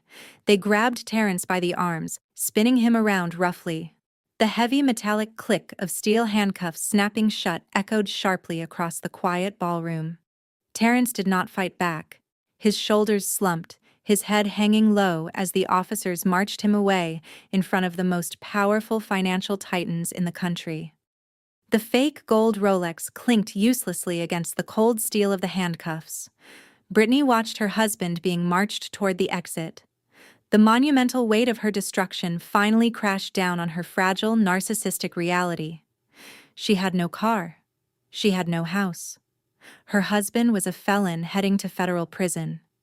She was personally buried under $500,000 of predatory debt that she could never hope to repay. Her fake elite socialite status had been violently stripped away, leaving her with absolutely nothing but public humiliation. Her legs gave out. Brittany collapsed right there on the polished marble floor of the grand ballroom. She dropped to her knees, her sequined dress pooling around her like a deflated balloon. She crawled forward, grabbing the thick velvet rope with both hands, looking up at me with sheer, unfiltered panic. "Madeline, please," Brittany wailed, tears and mascara streaming down her face in dark, ugly rivers. She was sobbing hysterically, completely abandoning her pride in front of the entire corporate audience. "Please help me. You have to help me. You have $60 million. You can pay off the loan. You can hire lawyers. I am your little sister. I will do anything you want. I will be a good sister. I am so sorry. Please do not leave me with this debt. They will destroy my life. Save me, Madeline." I stood on the edge of the stage looking down at the weeping, pathetic woman gripping the velvet rope. I did not feel an ounce of guilt. I did not feel a shred of familial obligation. I looked at Linda and Richard, who were standing frozen in shock, unable to even comfort their beloved golden child, because their own lives had just been totally annihilated. I tilted my head, my expression carved from solid ice. "I was kicked out of the house, remember?" I replied, my voice slicing through her hysterical sobbing with absolute freezing precision. Brittany gasped, choking on her own tears as my cold words hit her. "You told me failures have no place in your home," I reminded her, looking at all three of them. "Now you can see exactly how it feels to be thrown out into the cold." I turned my gaze to my head of security. David, I instructed smoothly. The trash is starting to smell. Escort these unauthorized guests off my property immediately. Yes, ma'am, David responded instantly. The towering security guard stepped forward, physically gripping Richard, Linda, and the sobbing Brittany by their arms. They hauled my sister up from her knees and began forcefully marching all three of them backward away from the stage, across the grand ballroom floor, and straight toward the heavy brass exit doors. The crowd of billionaires simply watched them go, shaking their heads in utter disgust at the pathetic display. Exactly 1 month after the gala, the legal system finished chewing up my brother-in-law and spitting out the remains. Terrence stood before a federal judge, stripped entirely of his tailored velvet jackets and his fraudulent gold Rolex.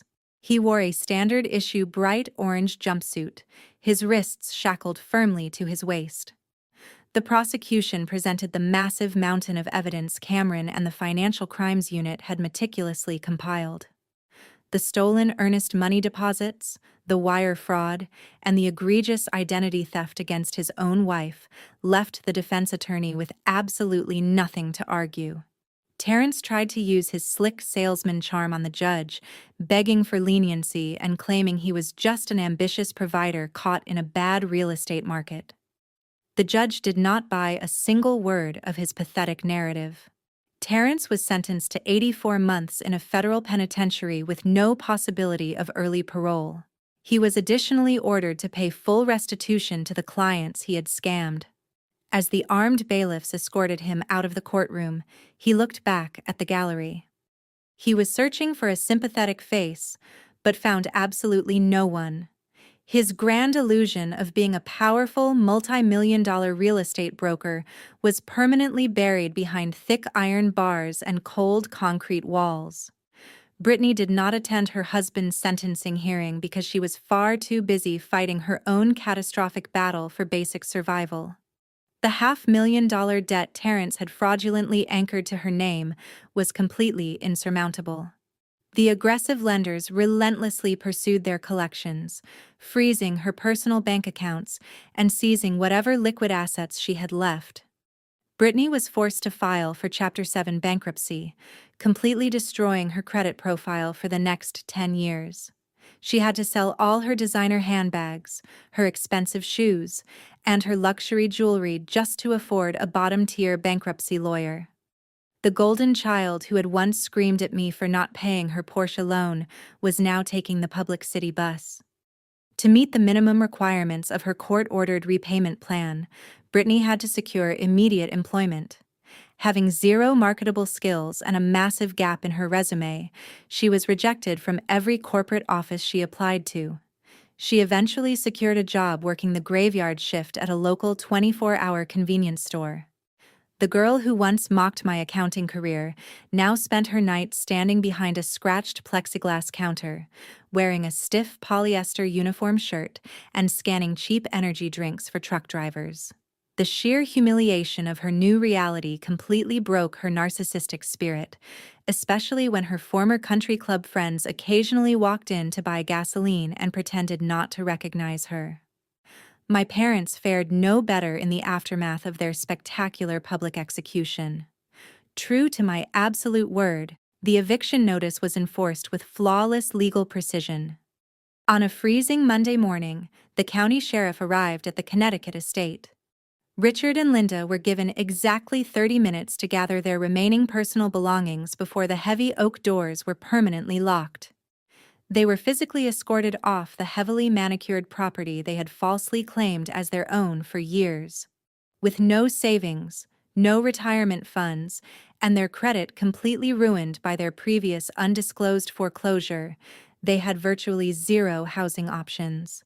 They were forced to move into a tiny, rundown one-bedroom apartment in a highly undesirable industrial neighborhood. The walls were paper-thin, the plumbing constantly leaked, and the radiator rattled aggressively through the night. Linda, who had spent decades hosting elegant garden parties and sipping expensive red wine, now sat on a cheap plastic folding chair in a cramped living room, staring blankly at the peeling wallpaper. Richard, The man who demanded patriarchal respect and called me a worthless failure now spent his days aggressively arguing with collection agencies on a prepaid cellular phone. Their massive egos were firmly confined to a miserable 500 square foot box. But the physical poverty was not their ultimate punishment. The true devastation came from their complete and utter social annihilation. Shortly after the eviction, an anonymous source utilizing a heavily encrypted email server distributed a highly damaging audio file to their entire social network. The file contained the crystal-clear recording of their extortion attempt at the coffee shop.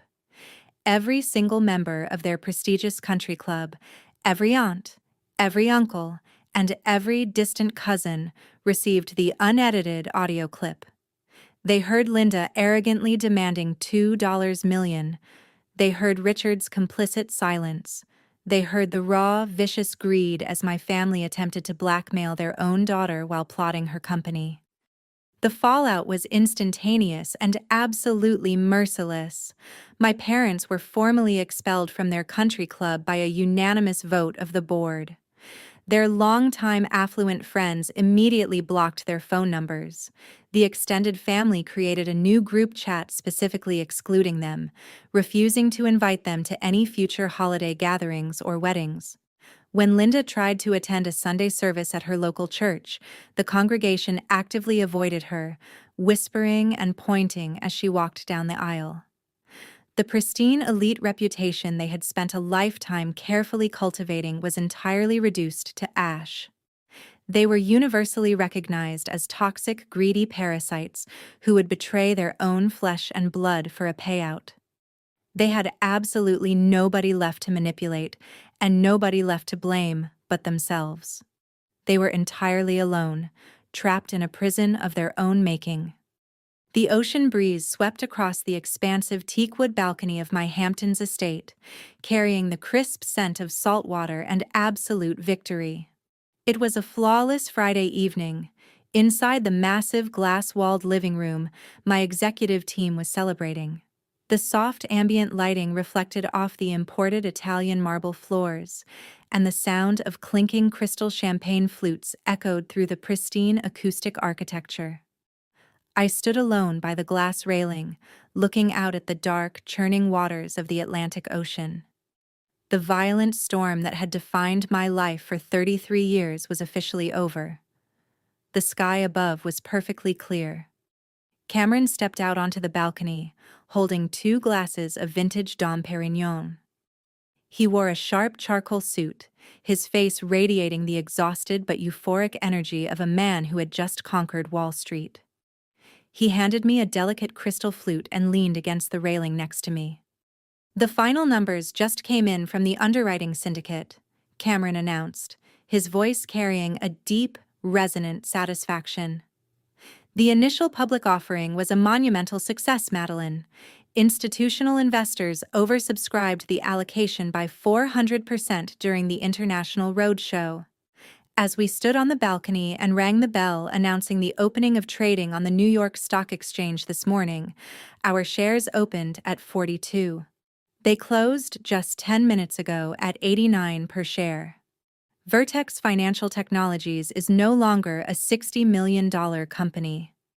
I took a slow, deliberate sip of the icy champagne, letting the crisp bubbles dance on my tongue.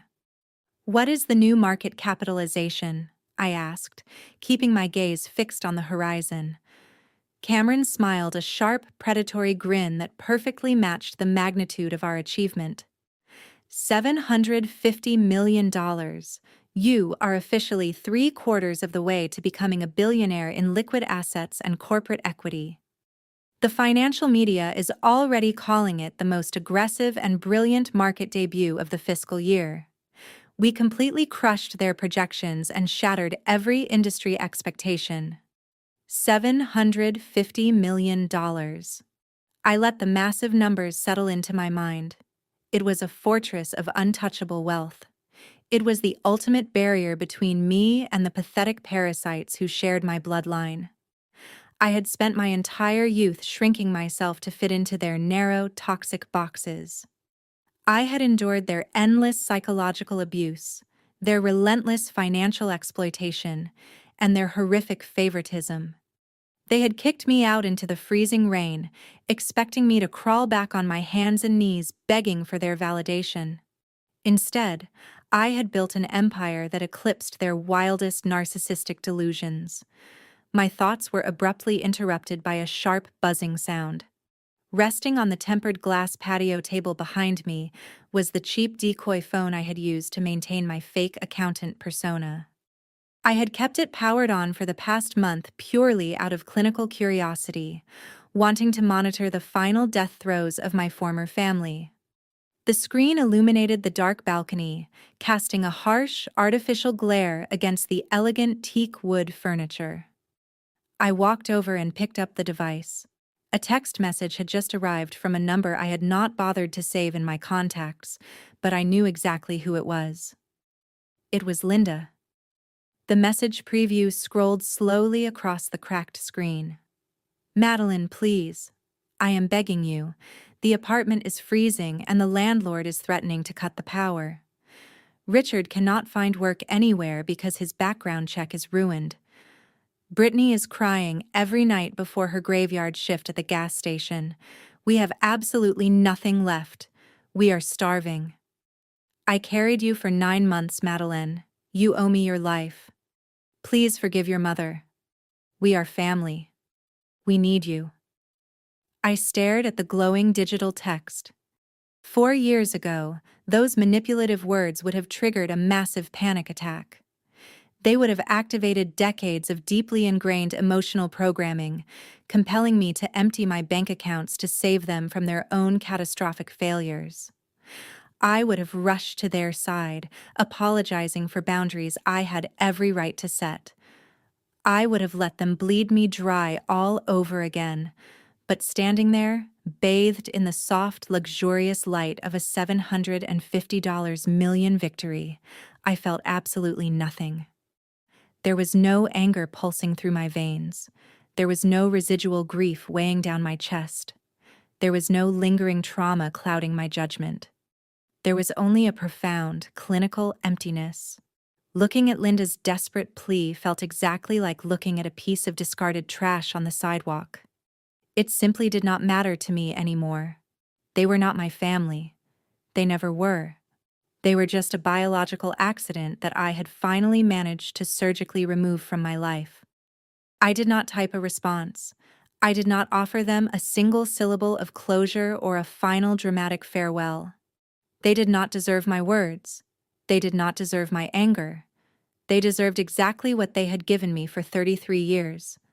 Absolute, crushing silence. I pressed my thumb against the screen, navigating to the contact settings. With one smooth, effortless motion, I tapped the block caller button. A small prompt asked to confirm if I wanted to permanently restrict this number and erase the conversation history. I pressed confirm without a single millisecond of hesitation. The screen went completely dark, cutting off their access to me forever. I tossed the cheap plastic phone into the nearby stainless steel trash receptacle. The hollow thud signaled the permanent end of an era. The past was officially dead and buried. Cameron watched me walk back to the glass railing, raising his champagne flute. "Is everything handled?" he asked, his tone reflecting absolute professional loyalty. "Everything is perfectly executed," I replied, raising my crystal glass to meet his. "The dead weight has been entirely liquidated." The heavy sliding glass doors opened behind us.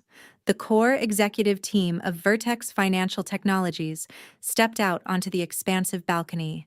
They were laughing, sharing stories of the historic stock market debut, and projecting the vibrant, dynamic energy of people who genuinely respected and valued one another. This was my chosen family. These were the people who had stood by my side during the grueling early days of the startup, who had defended my vision, and who had helped me build an impenetrable corporate fortress. I turned to face them, holding my champagne high in the cool ocean air. The team raised their glasses in unison, their faces glowing with immense pride and shared triumph. To new beginnings, I announced, my voice ringing clear and steady against the sound of the crashing waves. To absolute freedom. To the founder, Cameron echoed, clinking his glass against mine. I took a long, satisfying drink of the vintage champagne. I looked out at the vast, endless ocean one last time. I was Madeline, the chief executive officer of a near-billion-dollar empire. I was brilliant. I was ruthless. I was entirely untouchable. And for the first time in my entire life, I was completely and wonderfully free. The most powerful lesson from this story is that your worth is never determined by people who only love you conditionally. Biological ties do not give anyone the right to abuse, manipulate, or exploit you. Madeline showed us that true strength lies in walking away from toxic environments and refusing to shrink yourself to make others comfortable. Sometimes, the greatest act of self-love is closing the door on those who only value you for what they can take. You are allowed to protect your peace, build your own empire, and choose a family that genuinely celebrates your success. If this story resonated with you, please hit the like button, subscribe to our channel, and share your own experiences with setting boundaries in the comments below.